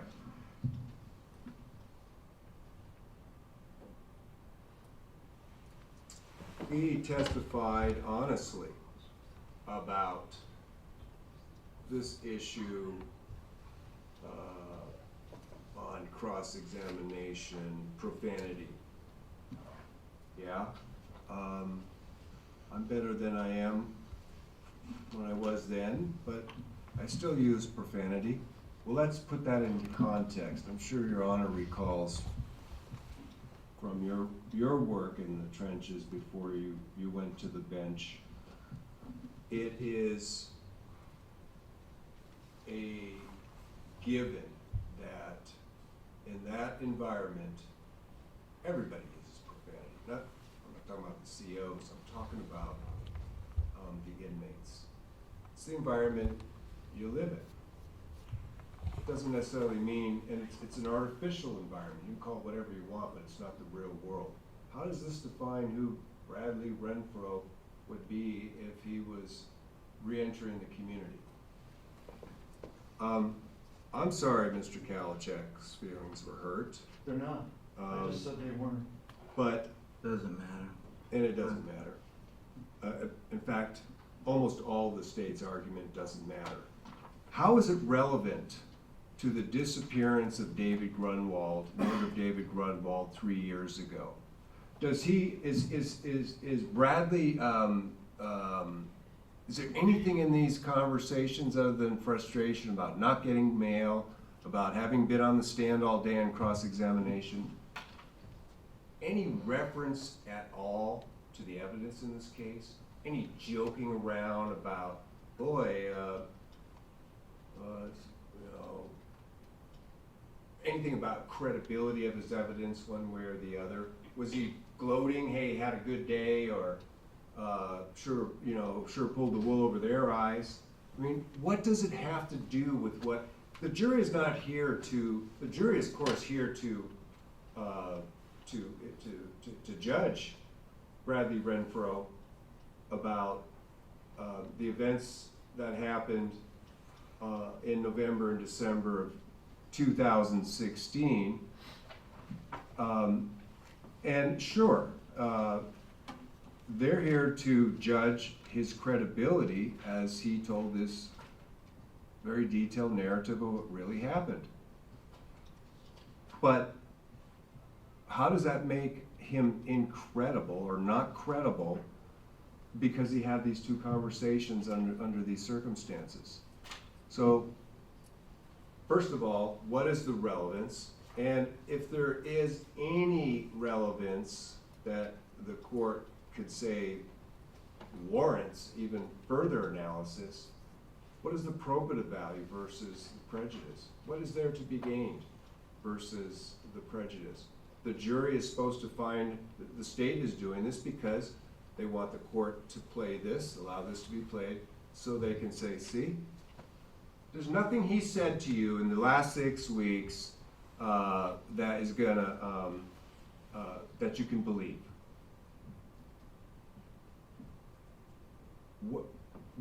Where is the connections to these statements? I mean, the context again, no talk about the case. The comments about demeanor in the courtroom, you'd expect a parent to make, you'd expect a defense attorney to make. That doesn't mean, I mean, what about people when they go to church? You know, it's just a different example. Does that mean that the way they dress and the great respect they pay to each other or to the process, the procedures, whatever you want to call it, about attending a church of your faith? Should we disbelieve? Should we view that they are hypocrites and they're not Christians or whatever religion they are because they don't look like and act like on the outside of the church what they look like and act like inside the church?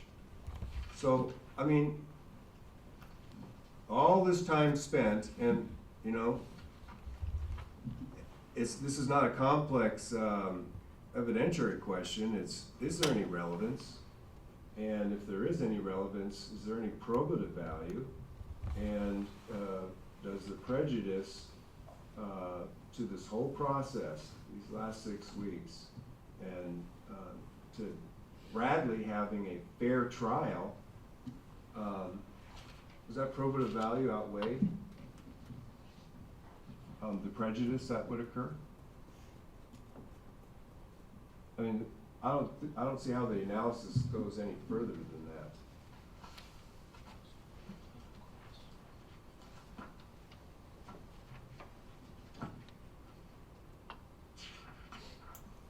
And Bradley wants to point as well, if that was specifically asked, that about using profanity or cussing while talking to his parents, that was. He said, sometimes. That's what we heard. Why does the jury have to, I mean, what probative value more than that honest acknowledgement? Yeah, I still, you know, use some profanity when I'm speaking with my parents. Is profanity against the law? Should we turn it into this, you know, or is this turning into morality police? Prejudice to Bradley to have a fair trial. It's far greater than whatever probative value could be articulated. So we oppose introduction of this evidence. And brought up the objection, now the court gets the nexus to the testimony in which where Mr. Kalachek was going with the last line of questioning. So now we've dealt with the rebuttal witnesses. Well, just in response to, since it's our motion to bring it in, number one, I don't think anybody who watched this trial is going to say that credibility is not an issue. It's the only issue at this case. Do they believe him or not?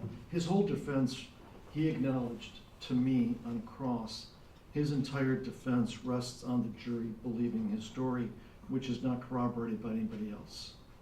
So all his eggs are in his own basket. And he decided to take the stand. He testified about that. Credibility is going to be the number one issue in this case. Now, The relevance is that his statements on, especially the first tape, showed that his testimony here was a sham. The baby voice, that's a sham. The yes sir, no sir, yes sir, no sir, that's a sham.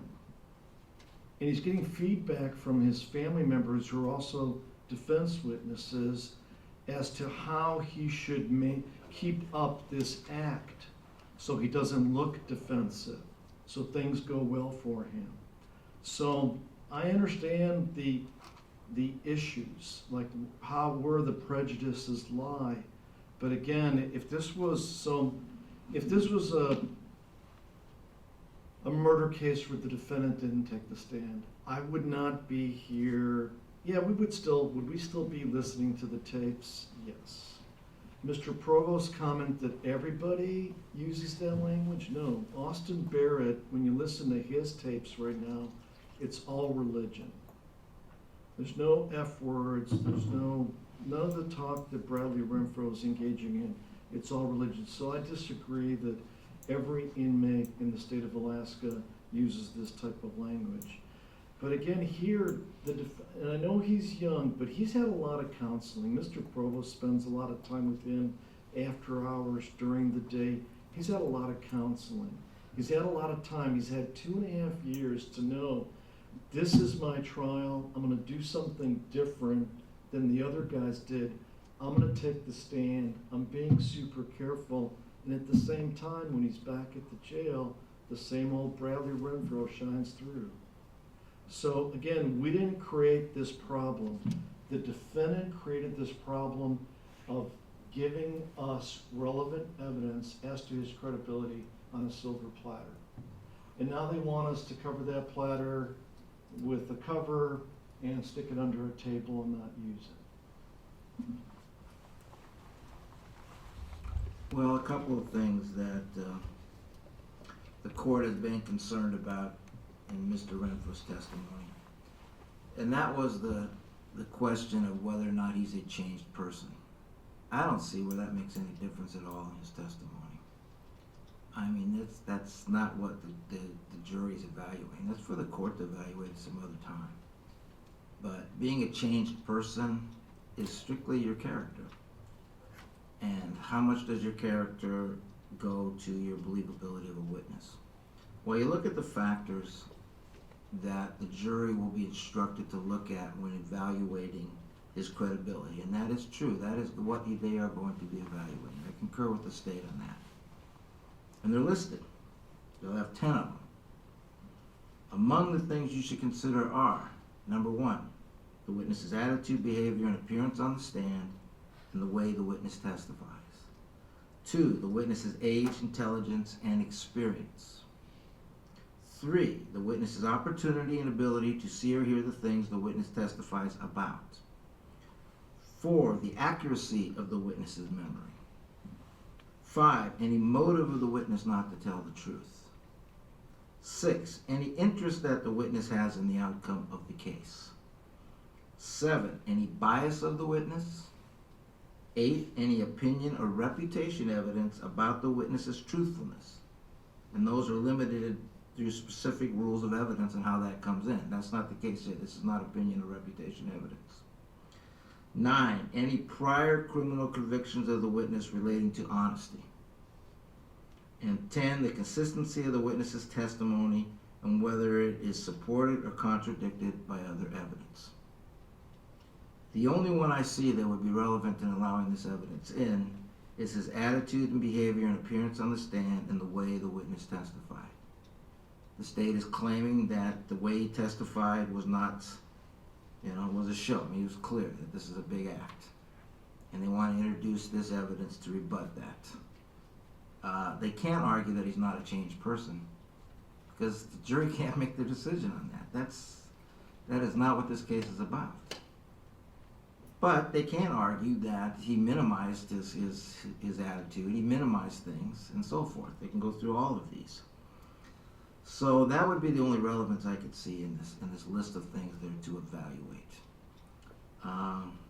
So the question is, what would I let in and why would I let it in? What's the prejudicial effect versus the probative value? Regarding his mother's interview, I'm not going to let that in. I mean, this whole thing of herpes and all of that, I just can't see where that has any relevancy. It's just confusing the jury. I mean, it just shows the dysfunctional home the young man came from. I mean, talking to your son about your herpes and whether you should get cream or not, I just don't see that as part of what this jury should be hearing. And the first phone call he makes to his stepmother. Now he asks on the phone call, did you send me my stuff? Something on the books. I couldn't really fully understand it, but it's a question he's asking. And the mother then gets into evaluating his testimony, what he should and shouldn't have done. And Mr. Renfro responds in frustration with vulgar language. That she says, don't be so defensive, you don't need to look like a smart mouth. And he argues basically in a voice, well, it's fucking bullshit, all the things he was saying, and so forth. That question and that coaching, don't be so defensive, I believe I'm going to let that part in. Because there has been an issue on whether or not it's being coached in his attitude. But I'm only going to let in that one section and then the one response. The rest of it is not coming in. And you're free to recall the stepmother at some point. But I think I'm also going to allow Mr. Provost, if he would like, to open up the redirect to address this. Because this should have really been put in, either decided before or after he finished his direct examination of his client. He had knowledge of it, he didn't request it. So I don't know what you want to do, Mr. Provost, but... Well, I want to be clear on your reasoning, Your Honor. My reasoning is it really does go to the mother telling him how to testify and how to act on the stand. And it shares his frustration, but it's just, that's the only part I see that has anything to do with anything. But where is the beginning, where is the end? The very beginning of the tape, all the way to the end of where he says that's fucking bullshit, and it ends at that. So I think he's answering that question. So, The question is, don't be so defensive. You need to be more careful. You need to not look like a smart mouth. His mother's coaching him at that point, right?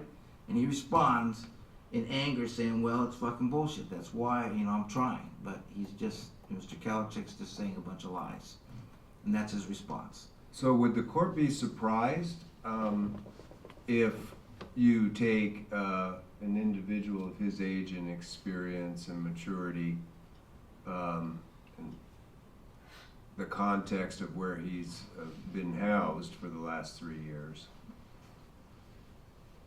would it be a surprise to the court that counsel or a parent would not provide advice how to conduct yourself in this kind of proceeding? Would that be a surprise? I mean, wouldn't that be expected?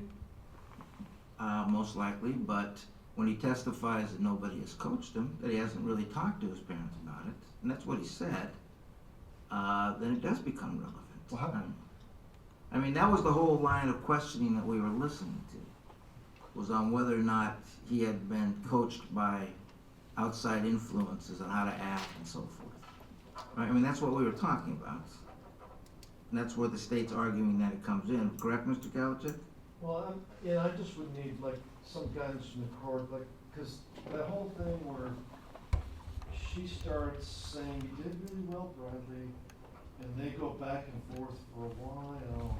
Then at the end, he starts, Well, just he makes that comment, and Well, but they talk about his testimony for a chunk of that tape. I guess the court says the name calling, the court doesn't want us to play that. I don't see it as relevant. But the testimony part goes on for a while. It's like, you did well, Bradley, you used your mature voice, this and that. So that coaching does go for, maybe 2 minutes or so. There are a number of lines. It's not just one question, one answer. If the court says, and we were gonna play this in rebuttal, we weren't really gonna play it with him, but, I would just need to know definitely where to start and where to stop. because like, it all kind of blurs together where he starts, saying things about me.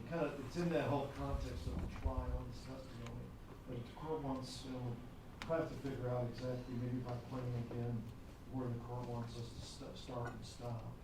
I mean, I think it starts by her saying you did really well. Are you tired? You did really well. But then we need to know the stop time. I think the court has already stated, but Your Honor, I'm still having a hard time, and I'd like to hear a little more reasoning. Well, Judge, Could you please sit down? Let him finish. Let him the finish. judge just ruled. Are we relitigating it? I'll be glad to give even more argument on this, Judge. No, I'm gonna let it in for that purpose, that, he's, and the weight of that, I think, is minimal, to be honest, and Well, I think, but I mean, it's. Sure. I And mean, I accept your. And the problem, this whole thing about he's a changed person, everything's been all brought up from in front of the jury. And I've had a concern about that from the beginning, but I can't undo that, Bill. I mean, you opened it up. I mean, you basically asked him, now are you a changed young man?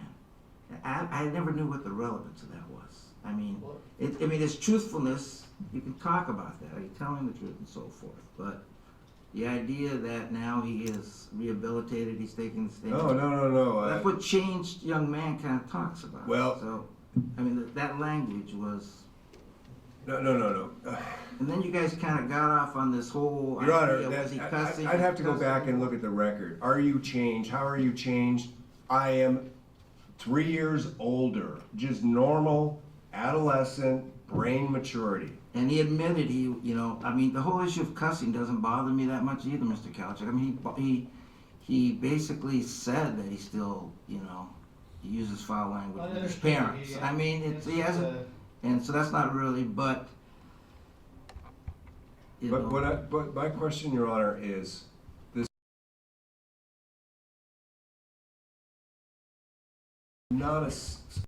no reference or suggestion that there was coaching about what to say, on the stand, like tampering with evidence, or a comment No, by. there isn't any of that. There isn't any of that. No. And is it not, is it not reasonable for a parent who's been sitting through this trial to suggest to their son that, be respectful, is that, what do you mean by coaching? I mean, it's one thing to coach a witness to say a certain thing, but to act appropriately in the setting of a courtroom in a formal proceeding. How does that? How is that kind of coaching bad? I didn't say it was negative. I just said he was getting coached, and then he responded with just an angry outburst. Well, and Judge, really, It's not, huh? it's the context. The court has taken out the bad names and stuff, but that was part and parcel of this. I mean, he's being told what to do, what not to do, what he's doing good, what he's doing bad. Then he lets his true feelings out about the person that's cross-examining him and what he would have said. I know the court finds those words offensive, and the court doesn't want to take a chance of somebody looking at this and saying the court shouldn't have let that in. But I think that's the fact that we've taken away all the really bad stuff. And I know where the court's coming from. The court's got to protect the record. I understand that. But that's the defense is kind of playing into that. All right, the court's already taken away all the stuff that his client said that was really bad that they were concerned with. Now they're saying, well, Judge, you took it all away, so the little that you've left has no relevance or no context. Well, that's a circular argument. It had a lot of context because she's saying how well he's doing. And he said, if I could, I would say, F this, blobbity, blobbity, prosecutor.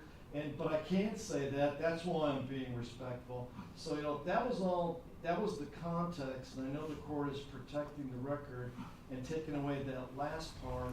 And I will abide by the court's order. But for the defense to argue, well, none of this is relevant now because we only have that one piece, that's a disingenuous argument. But I didn't say none of it. I said if there is relevance, then the analysis on probative value versus prejudice is what?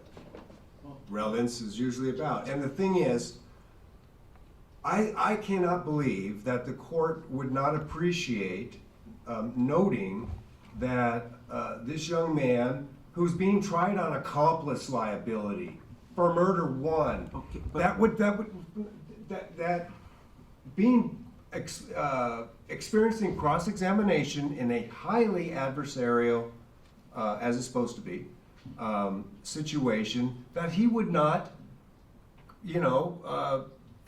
feel and express, not really understanding that we are adversarial in this courtroom, but we're civilized people and respectful of each other's professions when we're not.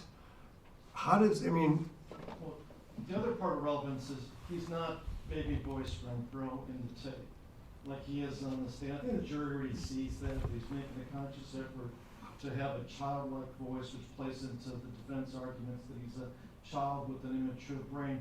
But the other relevant part of the tape is the voice, and that's like the fact that he's not doing the yes, no, sir, I don't recall. He is being assertive, he's being loud, and it's a direct contrast to his performance on the stage. And that's why I mentioned it, it's evidence that will help the jury determine his attitude, behavior, and appearance on the stand.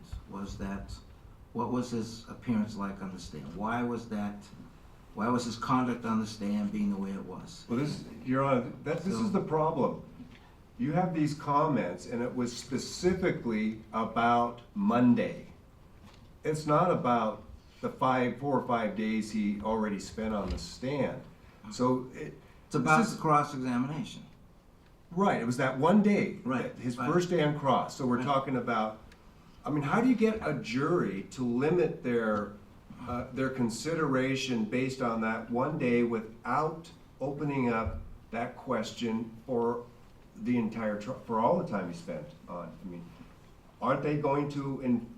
Could you see even one of those jurors taking note that you can use this for this purpose and only limit it to the one day?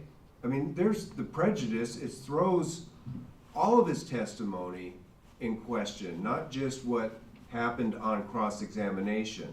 And that exchange, that frustration we heard, this is speculation, but I don't think we would have heard that kind of conversation between his mother or stepmother if it wasn't cross-examination. And that's the prejudice part of it. How does allowing that statement in, and this, I guess we're arguing to reconsider. That's pretty much what you're doing. How is the probative value of allowing that in? Because once that door is opened, what's going to happen, with closing and with the state and focusing on that last bit of evidence? How is the probative value of the coaching that his mom engaged in with, which he didn't ask for? She's just offering advice how to behave yourself if you get frustrated on cross. How is that? What the probative value going to outweigh the potential prejudice? Kalchak? Yes, That's a legitimate so let's look motion at to the reconsider. prejudicial effect, Judge. Is this some kind of bombshell? The defense has already admitted to this jury that all of his prior interviews were absolute lies. So this is not making any kind of splash. He knows what I'm going to argue in my closing argument. His client is a liar. And he hasn't changed, but Right. he doesn't need to have this So- last bit of evidence. He's going to make that argument anyways. It's always interesting for defense attorneys to argue how much evidence the state should have. There's no doubt here, Judge, the defense, they might not, I don't know if they used the word change person, but you've been clean for 2 years. Why are you testifying now? Because I want to tell the truth. I want to lend closure to the Grunwalds. They went through that. As far as his mindset right now, if you remember, they always bounce back between November and now. They covered his mindset now plenty in their 3 days of direct examination. And these statements were only made after 1 hour of state cross-examination. This wasn't a heavy day when I spent all day with him. These statements were made by the defendant just only after I had about a 1 hour window to start my cross-examination. I feel this jury already knows that, there is a degree of acting on his part on the stand. They're gonna have all kinds of problems with those lies that he told, because the jury instruction says they can toss out his whole testimony. But there's no, like, in terms of extreme prejudice, is this something that flips this case over upside down, where we're talking about something, this corroborates the state's theory that he took the stand, he lied. There's no assurances that he told the truth during this trial, because he already admitted that he was under similar circumstances before, and he lied completely. So I think the court has taken out all the juicy stuff, quote unquote, all the stuff that people might get offended by if they're not used to such a language. And again, I appreciate that the court has a responsibility to control the flow of evidence and preserve the record for various purposes, and to assure that we're abiding by the rules. But I mean, at this point, I think the court has narrowed it down pretty tight. But the bottom line is, it is still a defendant in a murder trial who is currently on the stand talking to another defense witness about whether what he did was good or bad, what he should do the next day. So, look, Your Honor, I think Mr. Kalachek just inadvertently supported the argument that the prejudice outweighs any probative value. So this jury has been here on time every day and paying attention. That's really clear. And I don't disagree with Mr. Kalachek. They are paying attention, and they are evaluating not only what Bradley has been saying, but his demeanor. And they have, could it be that they are seeing some, attempt to appear to be more or whatever than they might know from how he was at the time, which is what matters. They're already going to be working through that one way or another themselves.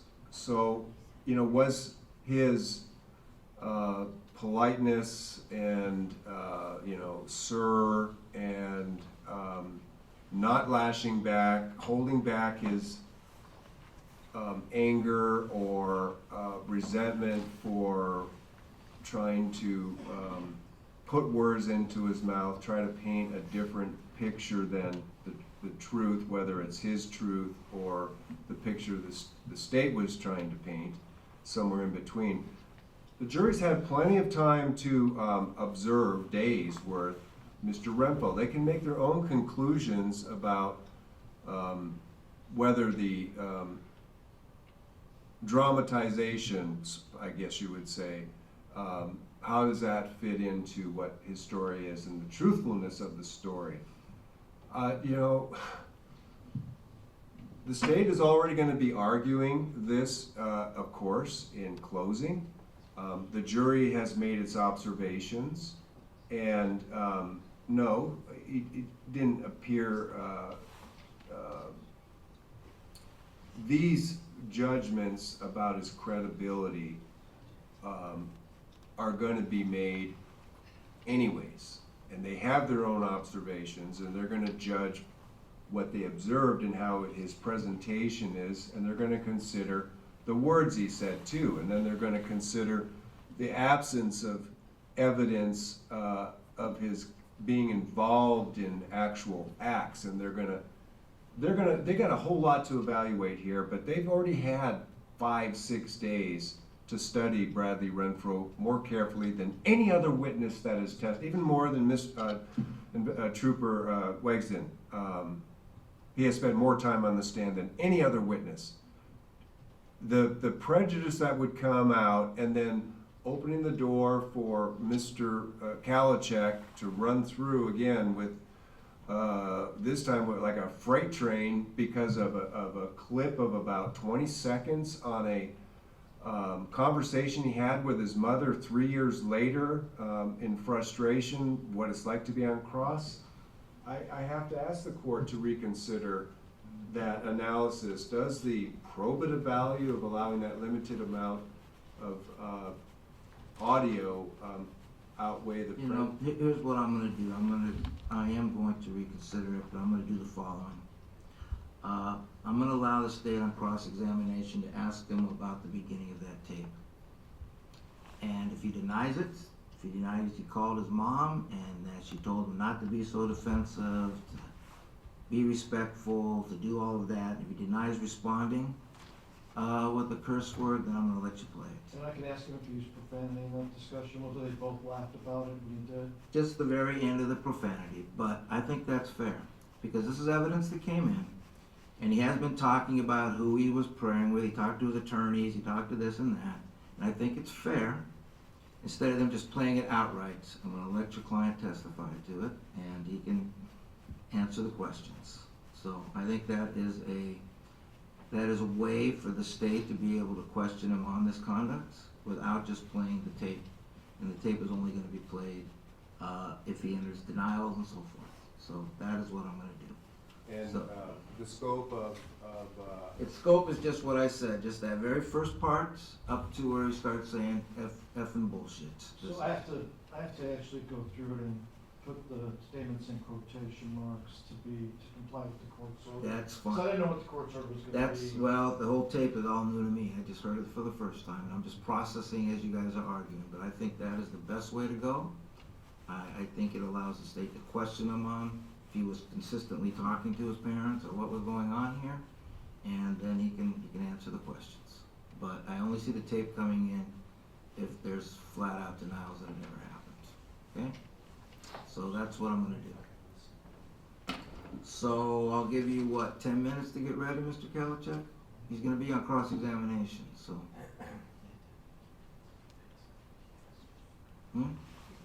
Yeah, I know. I need to give him a few minutes, so. And then as far as the other witness, how long will that be? How long will your last witness be? on direct, 5 minutes. Okay, and this is your only rebuttal, right? This issue? Well, we don't have her from the last witness. yet. Okay, but after that last witness, okay. So then we'll excuse him for lunch after this, or do you want to do your last witness before lunch? It's 11:52, so. Well, it depends how long this crosses. Well, that area is gonna be short, and this is a recross, so it's only new areas. We're not going back through a lot. He only has like 10 minutes, I'm presuming. Yeah, I had, I'm already like halfway through the first page, and I only had 3/4, and my notes are big, so I didn't have a Okay, lot. because like I instructed him, it's recross. He doesn't get to go back through everything, so. But this is kind of new evidence, so, and then I'll let you follow up if you want to on that, okay? Oh, right, so if we could finish the, recross, then take a lunch break, and, this witness is available by phone all day, so. Okay. Or actually, Judge, I would maybe make a suggestion that if I have to abide by the court's order, if I have to write down the exact statements and say, did you say this? Did she say that? Did you say this? And, stop during that segment. Maybe it's better that I do that during lunch and Right. then we come back and do it first thing. Okay. Because I only have like, I think 10 minutes or so, in addition to that. And, I mean, obviously, the scope. And I do have to give him the right to let his client explain why he did it, why he responded, and so forth, okay? Why the topic came up. And actually, if you want to recall the mother, she brought up the topic, so she's the one that's kind of brought up the issue. If you want to call her back, stepmother, she's right there, so we can do that if we need to. Well, I can make that decision after Mr. Kalachik's done. But that's the part, and that, I think that is I mean, I think the issue is relevant, it is probative, but just playing the tape is just too prejudicial. I think this is a better way to go, okay? And All I'm right. guessing that it's because of the language used, is that what Yeah, it's saying? and it's just, it's just, you need to ask him, I mean, it's the way it's presented to the jury. I mean, did he do this? Did he talk to his parents? Did she talk to him about his demeanor on the stand? I mean, that's fair. That goes to his, you know, why. We're talking generally speaking. Yeah, that's what she's asking, you know. Well, I'm gonna go through the exact statements. That's Well, fine. Did I you didn't say see this? anything really, you know, don't lose your cool, be nice. And then he responded with profanity. And the court already knows my position that it's, the court's ruling is kind of taking it out of context for the jury because his true, just, as long as the record's clear that the part about him making statements about the state, that's kind of part and parcel with that trial testimony conversation, but I understand the court's not liking the language employed by Bradley Renfro on that day. And I mean, this is part of their evaluation process, but it can't be the sole thing they focus on. This is just part of the whole evaluation of his credibility. So I think that allows it to be presented in a way that is at least more probative, and the prejudicial effect is lessened by him just testifying to what he did. Okay? So let's go ahead and recess for lunch, and then come back at 1:15 and we'll finish up. All right, off record. And I did not hear your answer, and I don't know if you answered that even. Was that your voice, or was that Austin Barrett's voice also? I think it was me. His voice was a little bit more high-pitched at that time. I don't know if it's changed over. I haven't had much contact with him. Yeah, now the other thing about that is your lawyer said, do you remember anybody in the shed saying anything about David Grunwald, right? Yes, sir, I remember And what that. was your response earlier this morning? No, I didn't hear anything about that. So tell me this, if you don't remember anything about the video, or what was before and it said before or after that video clip, how can you be so positive that nothing was said about David Grunwald if you don't remember parts of what happened in that shed? He said I don't remember specifically what was said, but I'm fairly certain that I would remember them talking about him before we went over, sir. And maybe you don't know what I mean, maybe I'm not asking the right question. I'm wondering, how do you not remember the video we showed of Dominic Johnson in the shed, but you were positive about nobody talking about David Grunwald? Because then I would have linked that together from earlier. It's like I said, that I'm fairly certain I would remember somebody talking about David Grunwald. So there's a degree of speculation that went on in your mind before you answered that question, right? The fairly certain, that doesn't sound like a yes or no for sure answer, right? It's not a for sure answer, but I'm saying that I think that I would have put two and two together at some point, sir. Because of what? Because that would have been significant? Yeah, that they were talking about him, and then we went over to Eric's and he would have shown up. I think I would have remembered that, sir. How would the name David Grunwald be more significant in the shed than Dominic Johnson's statements about beating somebody on the head as hard as he could? Why would Grunwald stick out and the talk of violence not stick out? I'm saying after the fact, I would have put two and two together.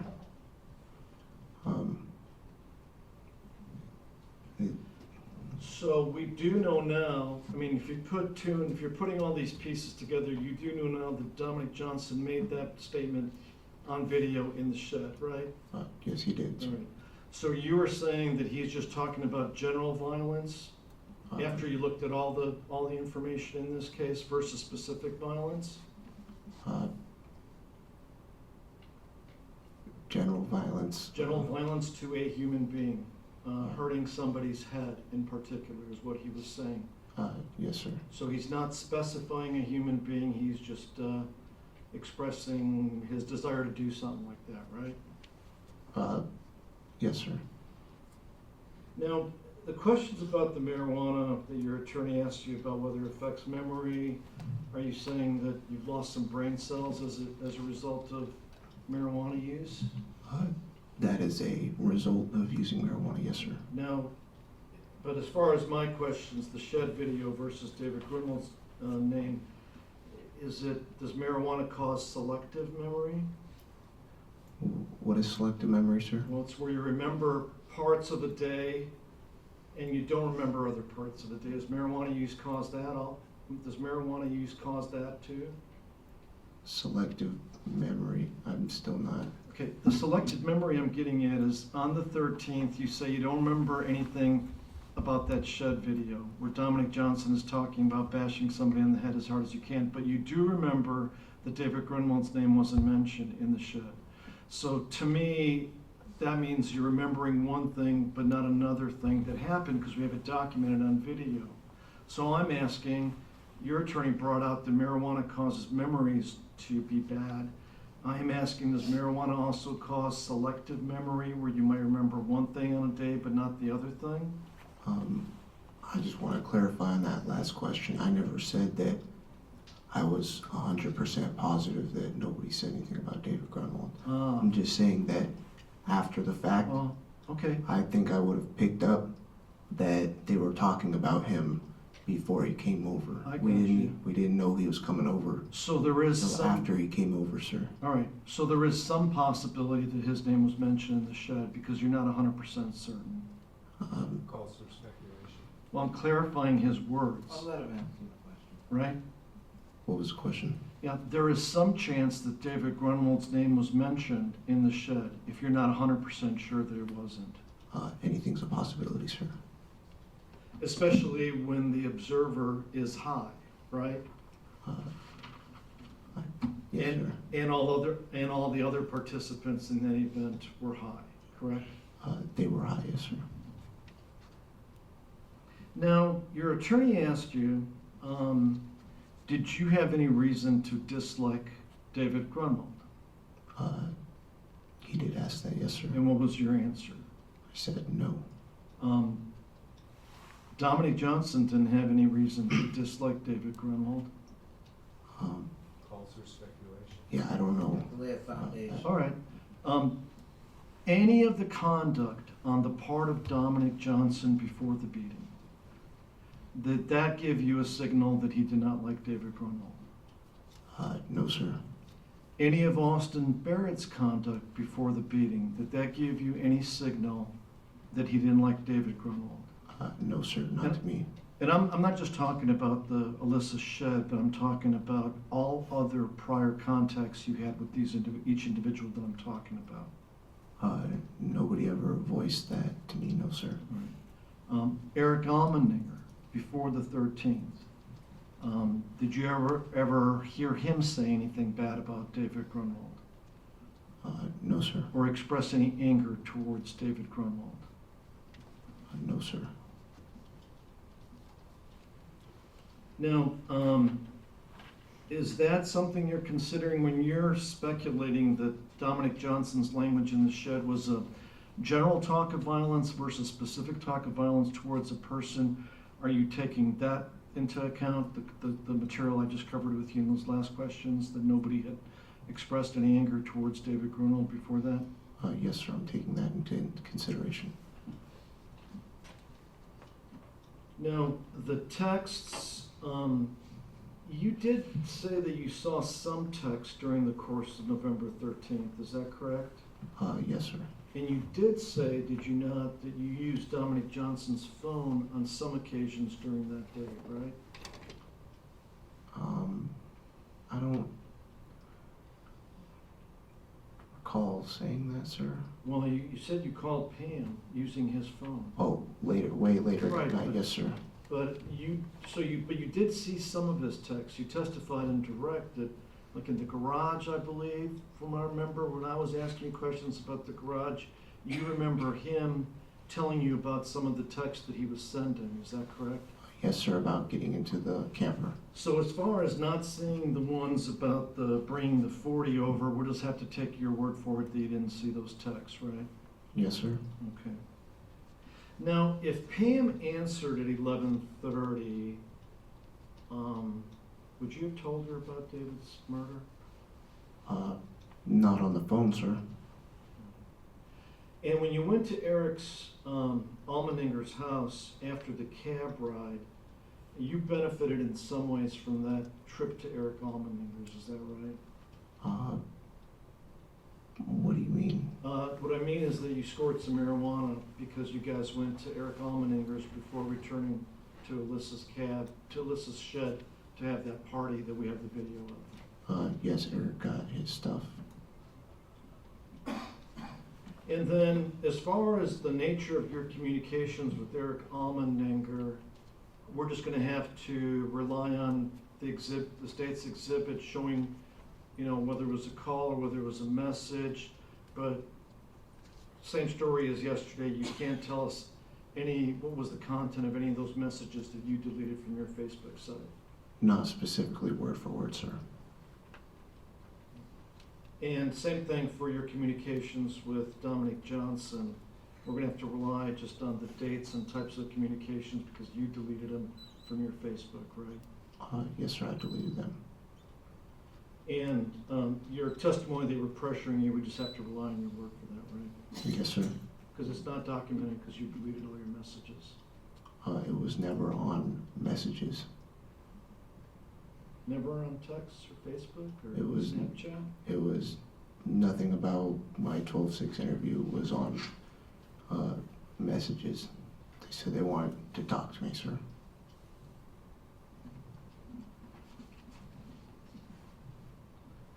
Give me a minute.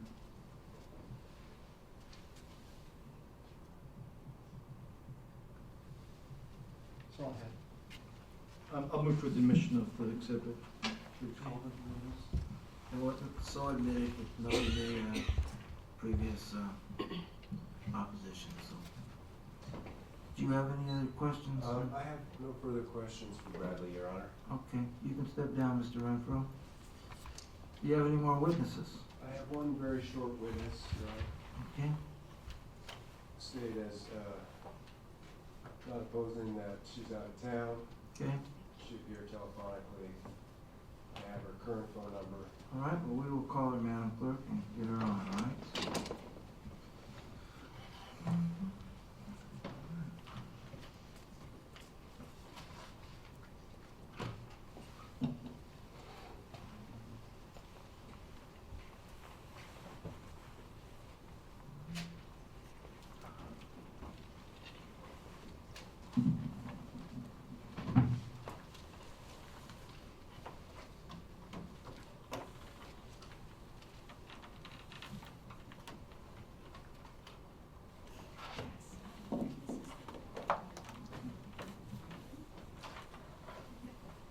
Thank you. I'm gonna put you into the courtroom. Thank you. Okay. Ma'am, can you hear me? Yes, sir. And Madam Clerk, did you want to swear her in? Okay. Ma'am, could you, please stand and raise your right hand? Yes, ma'am. Do you solemnly swear or affirm that the testimony you will give in the case now before this court will be the truth, the whole truth, and nothing but the truth? Yes, ma'am. Thank you. You may be seated. And for the record, would you please state your full name and spell first and last? Yes, ma'am. Pamela Grunwald, PAMELA GRUNWALDON. Thank you. Go ahead, sir. Good afternoon, Miss Grundon. Can you hear me okay? Yes, sir. Good afternoon. I just have 2, 3, at most 4 brief questions for you. The reason why you've been called as a witness is there has been some phone logs placed into evidence, and on November 13th, 2016, the phone log reveals a telephone call, actually 2 back-to-back, at about 11:24-25 p.m., almost midnight on November 13th, 2016. The number reflected in that exhibit is 907-982-4579. Do you recognize that number? Yes, sir, that was my number. That was your number on that date? Yes, sir. Is that still your phone number? No, sir, I have a different number now. Okay.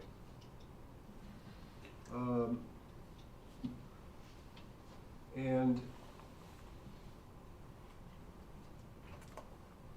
at that time, did you live in the area of Meadow Lakes? Yes, sir, and I still do. Still do. Was there a Holiday gas station on the Parks Way in proximity to your neighborhood? Yes, sir. And just one last question.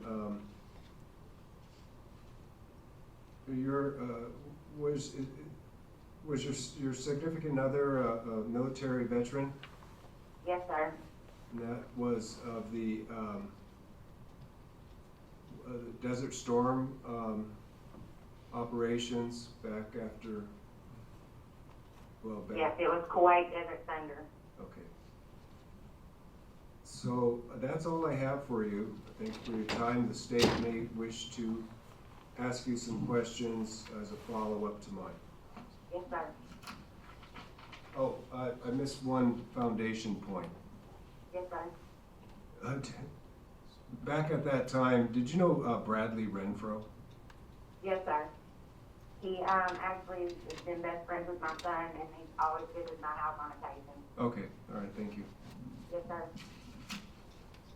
All right, go ahead, Mr. Kalachak. Ma'am, you're gonna be subject to cross-examination at this time. Yes, sir, I understand. All right. Okay, good afternoon. We haven't met. My name is Roman Kalachuk.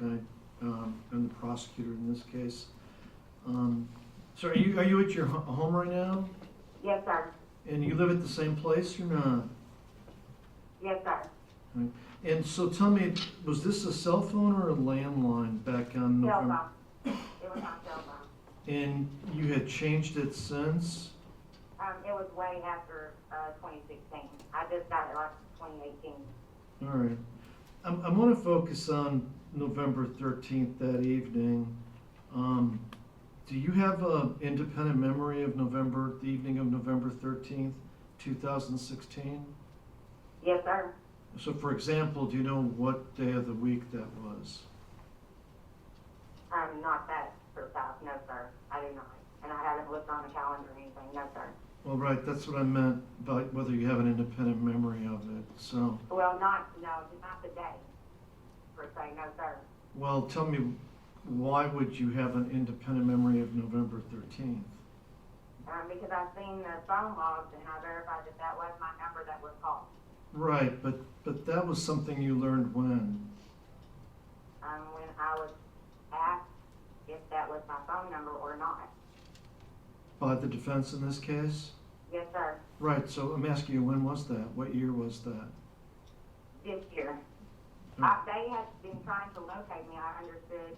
Well, ma'am, you gotta answer, you gotta listen to my questions and answer them. I agreed for you to be telephonic, but Yes, you sir. really have to listen to my questions and answer them instead of just giving information, okay? I thought independently, like myself, when I say I recall.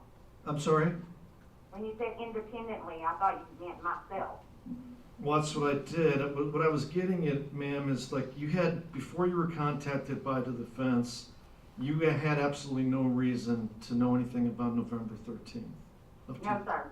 Okay, that's what I was getting at. Yes, sir, I apologize. No, sir. Okay, so for example,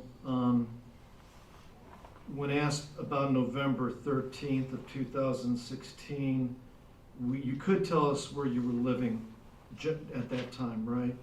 Yes, sir. In the same house? Yes, sir. And how far away from the Holiday gas station are you? Less than a mile. And are you familiar with the Little Sioux Bridge? Yes, sir, that's way past my house. Yeah, how long does it take you to drive from your house to the Little Sioux Bridge? I would say probably approximately 15 minutes. Okay. And what, there's a number of different ways to get there, or is there from your house? Yes, sir. Yes, sir, there's a number of ways. All right. So November 13th, do you know whether you're home on that day? No, sir, I do not know. Okay. Do you? But normally I'm always at home All right, I'll get there. Again, can you just bear with me and answer one question at a time, please? To make it easier. So November 13th, who else lived with you at your home in November? My significant other, Michael, And who else? 2 other minor children, And well, tell me who they were. My Your son Honor, and if they his could daughter. use initials, since they're minor children. Yeah. They're not implicated in Maybe it. just their first names. Just tell me, is it a son, a daughter? Was Chris McAllister one of the people? Yes, that's my son. Right. His name has already been mentioned in this trial repeatedly. So I don't feel we need to use initials at this point, No, Judge. no, Okay. not for him. I haven't heard his name out in the public before, so, but that's fine, sir. Yeah, I mean, I know you haven't been here, but, No, sir, I'm saying that's fine with my son, because I spoke to him about this. all right. Was he living with you in November of 2016? Yes, sir. And how old would he have been in November of 2016? Let's see. 17 now. 15. 15. And what, did he have a driver's permit in November? of No, 2000? sir. He still doesn't. Right. And then you said your daughter lived with, is she younger than Christopher? Yes, she's 8 years old. And so when I asked you, when you say you don't remember whether you were home, does that go back to my original question that there was nothing significant that stood out about, in your mind about November 13th, 2016 until you were contacted by Mr. Provost or somebody on his behalf? No, sir. All I noticed, I had missed calls that night. I woke up the next morning, and other than that, no, sir. Oh, say that again? I had a missed call on my phone. Okay. Now, did you notice that on the, I didn't even know who the number went to. did you call back? No, sir. So let me ask you, does that mean you were home on the 13th? It was a cell phone, sir. At that time of night, yes, sir, I was home. No, yeah, I'm just talking about, I understand, I'm not expecting you to tell me exactly what you did 3 years ago on a certain date, but if Because, you sir, could, usually, I have children. I'm usually always at home. all right, I can appreciate that. So you were likely home is what you're saying? It would be less likely that I wasn't at home, sir. Yes, sir, I was probably at home more than likely, yes, sir. All right, and your son, I take it, was going to school, and your daughter, I take it, was going to school in November of 2016, right? Yes, sir. So if this was a Sunday night, chances were that everybody was tucked away in bed in anticipation of Monday? Yes, sir. Now, for example, are you a working person? No, ma'am. I've been a stay-at-home mom now for a while. Okay, but how about November 13th of 2016? Were you working or No, not? sir. So your normal morning routine on on a Monday morning in November would have been what, ma'am? Get my children up, get them ready for school, see my fiance off to work, and then I'm at home, and the only time I leave is for appointments or grocery shopping. Okay, got it. And about what time did your kids usually leave for school on Mondays? In that? At that time, my son left for school in the morning around 6:15, and my daughter left on the bus about 8:30. And so what time would all of you have to get up in the morning to get ready? Me and my son would get up around 5:30. And were you doing things like making lunches and packing lunches and whatnot? Sir. Sorry? Yes, sir. And when would bedtime have been on a Sunday night in November of 2016 for your household? We would have eaten dinner and already had baths, and the kids and all would have already been in bed. By what time, ma'am? Usually around 10 o'clock. The kids have to be in bed, our youngest child has to be in bed at 9, and my son has to be in bed at 10. And so we go to bed directly after that. All right, We all get up very early. so 10 o'clock you're saying? Around 10:30, yes, sir. And did your son was 15, so I take it he didn't have a cell phone, right? No, sir. And when you go to bed, You're saying you go to bed around 10:30 to get up at 5? Yes, sir. What do you do with your ringer on your cell phone when you go to bed? It's usually always on, and it's next to my bed. And what? It's next to my bed, All right, but on my you're, nightstand. but you're saying that, did you actually notice on the 14th that you had a missed call, or was your memory refreshed by the defense in this case about that fact? Now, I remember seeing a missed call, but if I don't know the number, I do not answer, and I feel like it was important, don't try to call me back. So my question is, would you have seen it and ignored it on the evening of No, sir. the No, sir. 13th? Or did No, you sir. sleep through the ringers? I slept through it. Sir. And then you're saying you just decided that since you didn't recognize the number, you didn't call the number And they back? didn't leave a message, no, sir. Okay, and did you have a voicemail function on your phone at that time? Yes, sir. And I know you don't know the exacts of November 13th, but looking at your normal pattern of activity in your household, would your son have been home on a Sunday night at 11:24 p.m.? Yes, sir, he would have been. And your fiance, he lived with you back then too, right? Yes, sir.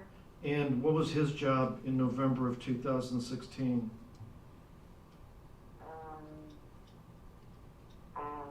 He worked for a roofing company in Wasilla.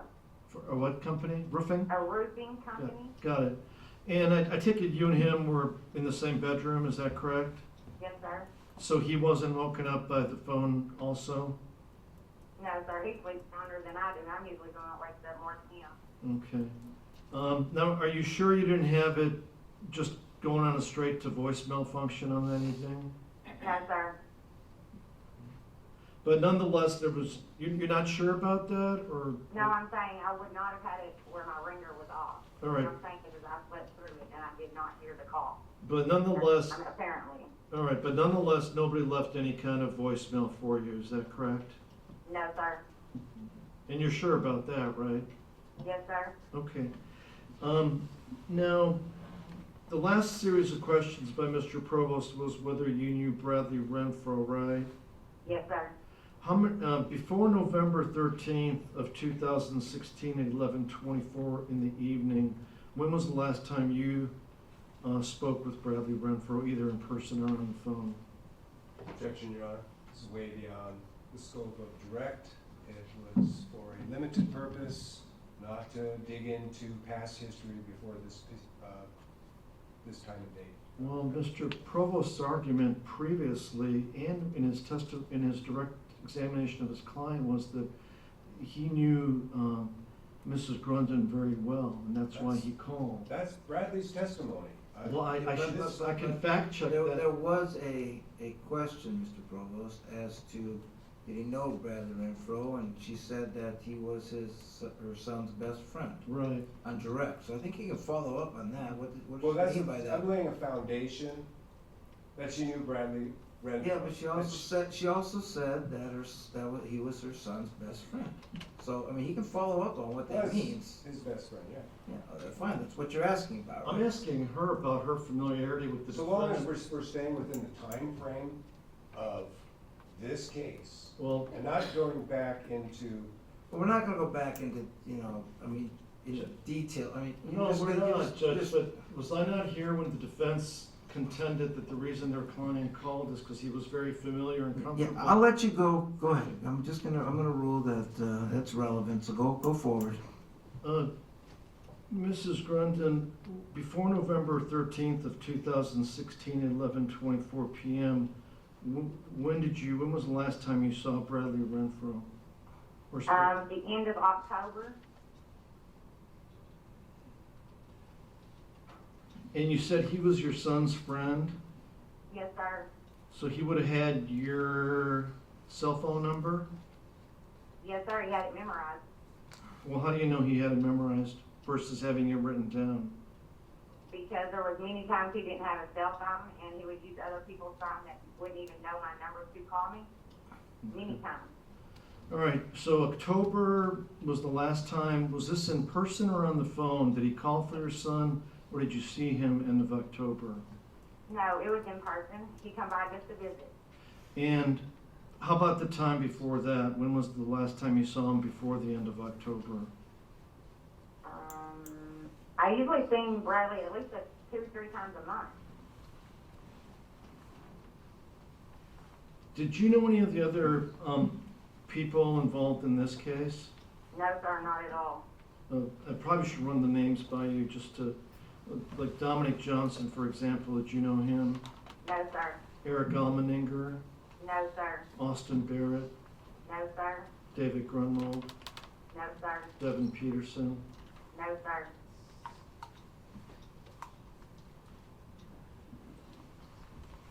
And therefore, so you're saying when Bradley Renfro called before, it was on various different numbers, is that right? Yes. So you knew that he would use other people's phones? When he was displaced from his home, yes, sir. He had no other choice. And I knew at that time he was displaced, so I knew it wouldn't be his home number when he would call me. Give me a second. Yes, sir.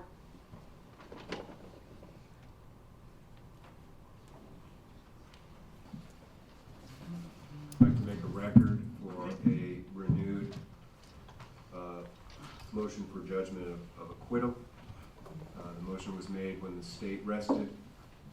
The court denied the motion and recognized our reservation to bring it back, raise it again. Now that the defense has rested, the only difference in arguments regarding whether the burden of proof has been met, and just drilling down to the essential issue, met its burden of proof that on one or all of these counts, whether or not the elements of accomplice liability have been established. And the only difference between then and now is the court now has days of testimony from Mr. Renfro. And so the premise of our motion this afternoon is that, and understanding the standards that the court is, that the law guides the court and guides the parties, aside from the rule, is that a motion for judgment of acquittal,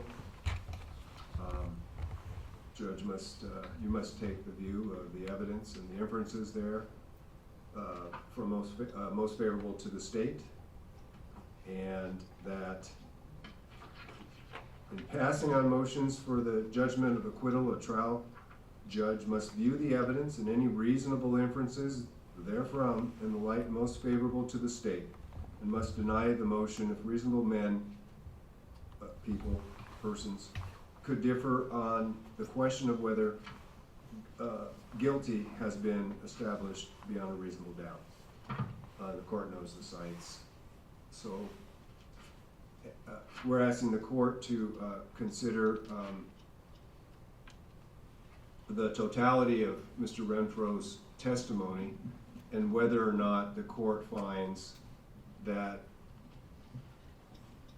in light of that testimony or in spite of that testimony, whether the state has presented sufficient evidence beyond a reasonable doubt that Mr. Renfro is an accomplice to one or more of the counts that he's facing. Mr. Kalicek, you can present your argument, sir. I'm going to incorporate the argument I previously made. One of these years, I think it's going to get to the point, if the legal standard is whether reasonable men and women could differ as to the question of the defendant's guilt. The best way to test that would be to poll the jury before do you want to deliberate this case or not? That could be, in the future, that may be a better way to do it, just instead of the judge deciding whether there's enough there for a jury to debate on each of those crimes. But I would suggest to the court that there certainly is enough at this point. Not much has changed other than the defendant took the stand. That's a pretty big change. And there could be disagreements in this courtroom as to whether he helped or hindered his cause by his testimony, but he did fill in some gaps. He verified he was high and drunk during most of this. He told the jury that he lied extensively to the police and family members about the murder of David Grunwald. He verified on the witness stand that he assisted loading David Grunwald into the Bronco. He verified on the witness stand that he suggested that they go to Coal Hills, a remote area with no houses or subdivisions near the parking area there. He also provided the details that after he knew David was going to be killed, he suggested Jim Creek. True, he explained that he suggested Jim Creek because he thought there may be some people there that may be able to help or may have given the others cold feet. But nonetheless, Jim Creek, as the court knows, has some similar characteristics to the Coal Hills, where both of them are recreational, quote-unquote, areas, but they are recreational areas because they are removed from subdivisions and population centers. So I would submit to the court, if we look at the Egby case where the same argument was made, the only thing the defendant did in that case was hold the Chinese restaurant door open while his friends robbed the victim. I submit to the court that we have more here than the court had in the Egby case. And really, Judge, it does boil down to credibility. You know, some of the jurors, even when we were picking them, said this could very likely well be a all or nothing case. It's like, do they believe him and his stories, and can they separate what he says is the truth from all the lies he's told, or are they going to rely on the fact that he hung out with all these people before the murder, was with them at the camper, at the shed, in the garage, in the Bronco, at the murder scene, at Devin Peterson's house, at the burning of the Bronco, partied with them afterwards? I think the jury is faced with a pretty straightforward choice. And as the defendant had put it, for them to believe his side of the story, they have to believe him, which is going to be a difficult endeavor for these jurors. Well, the court's going to stand by its previous ruling. One thing I agree with the state is, and with the defense, that this is primarily an accomplice liability. The evidence presented places the defendants at essentially all the scenes of the various counts. He's in the trailer, he's in the car, he's at the murder scene, he's with the co-defendants, he witnesses the murder. According to his own testimony, he's present. He's present at the burning of the vehicle, which is the arson case, and then the tampering charge. Whether he was a principal in all of those charges, or whether or not he strictly aided and abetted and had the specific intent to cause the various elements of each charge, that is going to be the jury's decision.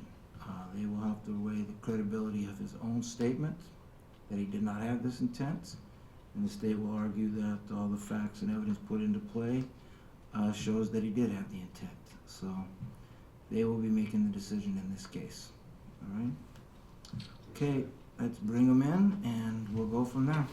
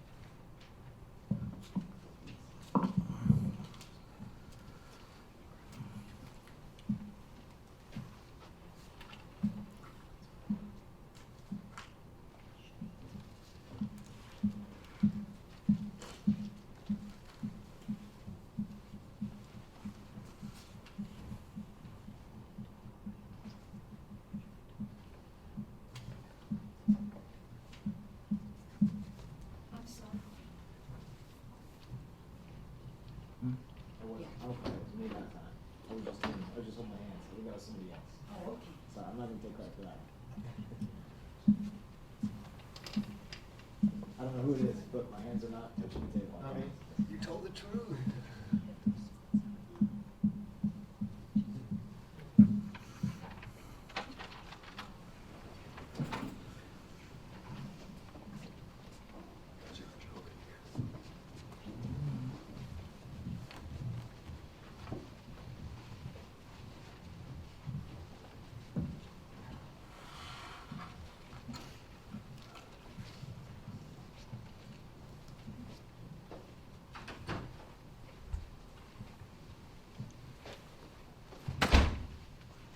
Please be seated, everybody. We are on record. And Mr. Kalachek, are you calling a rebuttal case? The state decided not to call any rebuttal witnesses. Alrighty. So members of the jury, the evidence is completed in this case. I will excuse you for today. You need to come back tomorrow at 8 o'clock. At 8:30, I will read you approximately 2/3 of the jury instructions that will be used. I will be saving about 1/3 of them to give you after closing arguments. The state will begin after I've read you the jury instructions with their closing argument. We will then recess for lunch, come back, the defense will then do their closing argument, and the state will have approximately half an hour to 45 minutes to do their rebuttal closing.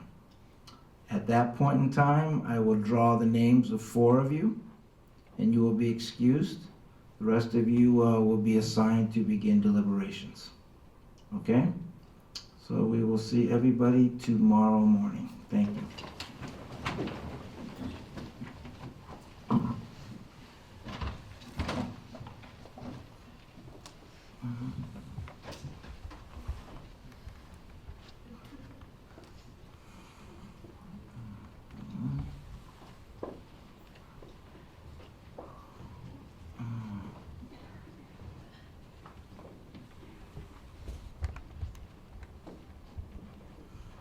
Okay, gentlemen, you can be seated. Your Honor, one question. Yes.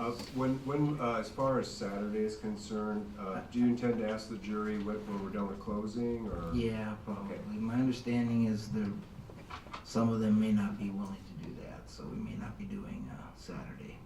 So we will see.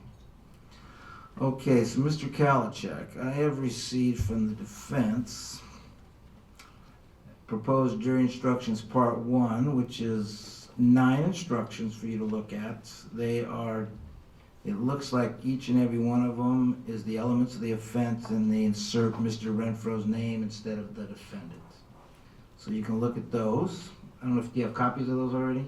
Can we just go through each of the instructions? Are you ready now? What I was gonna say, do you wanna relook at them before we do it? I don't think, having the trial brain, I don't think I'd be good at looking at them first and then, going back to them. I think I would prefer, Judge, if we can just go through each one by one. Okay. Maybe we can agree on some of these changes. So I had a few pages that I had flagged, where I thought perhaps some alternative language may be appropriate. So we might be on the same wavelength as to some of these things. And I would suggest that, can we agree, like on the first, everything up to the indictment, we just go quickly through those and see if we agree on the patterns, the Yeah, general I'm patterns? looking at the ones, yeah. And there's there wasn't a pattern jury instruction for Alaska, at least on the court's website for duress, so I kinda had to build one from I don't think there's one. the federal pattern jury instructions. Okay, so let's begin with instruction number 1, 2, 3 is the witness one, 4 is the defendant testified, 5 is the expert. Oops, I think You okay? my number's off already, Judge. Oh, you probably didn't get the new one, because you used the first original group, didn't you? Yes. You were supposed to insert the one that the defendant testified as I did instructed. yesterday. That's instruction number 4. I got that as, oh, so I didn't change my numbers, so I'm gonna sit down and, so defendant has testified as number 4 now, right? Yeah, we got 1 is Okay. the evidence, 2 is the I'm following reasonable that. doubt, Yep, I'm on track now, Judge. 3 is every person who testifies as a witness, 2 pages. 4 is the defendant is testifying. Yep. 5 is the expert witness, it's 2 pages. I mean, is that right? Yeah, that's right, 5.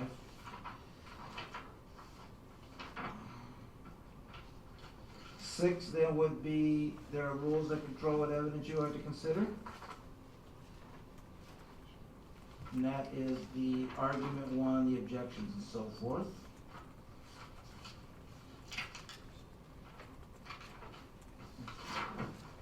7 is a fact may be proved by direct evidence, by circumstantial evidence. 8 is a person's mental state may be shown by circumstantial evidence. 9 is the motive. 10 is a separate charge, offense is charged in each count. 11, and the charges in this case are only accusations. And then the charging documents begin on number 12. Shouldn't be any objection to those, that's the actual charging documents. Yeah, and, His name's already listed, so. right.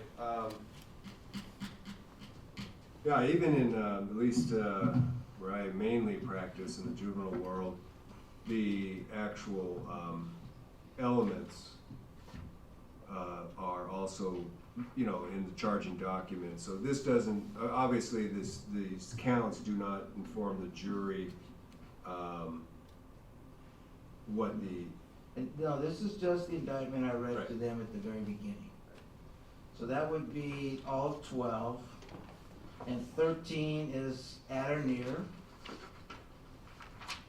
And then we'll start with 14, but let me ask the parties, any objections to 1 to 13?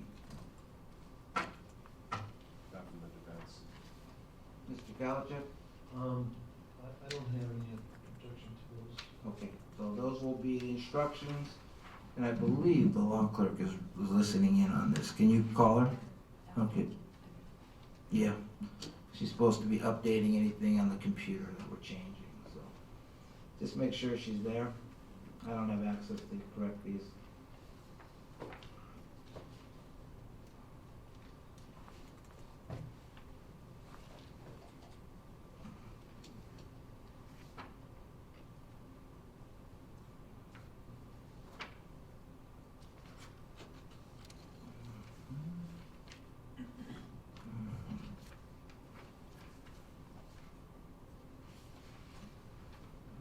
So, Mr. Provost, you have the newest one she gave you yesterday, right? So number 14 is the first one regarding crime and murder in the first degree, correct?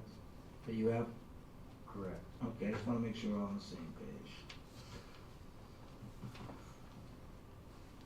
Any luck? No, and I'll check with you if she can come. Yeah, let's wait a second then till we get her. So she can listen in. I think she's there, I hope.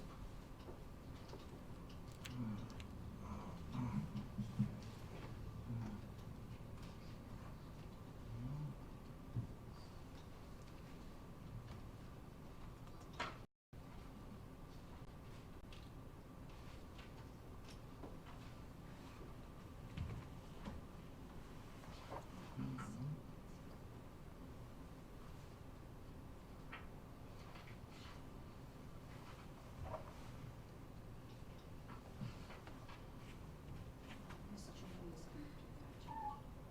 Oh, she is? She's gonna. Huh? Oh, she's gonna look for it, okay.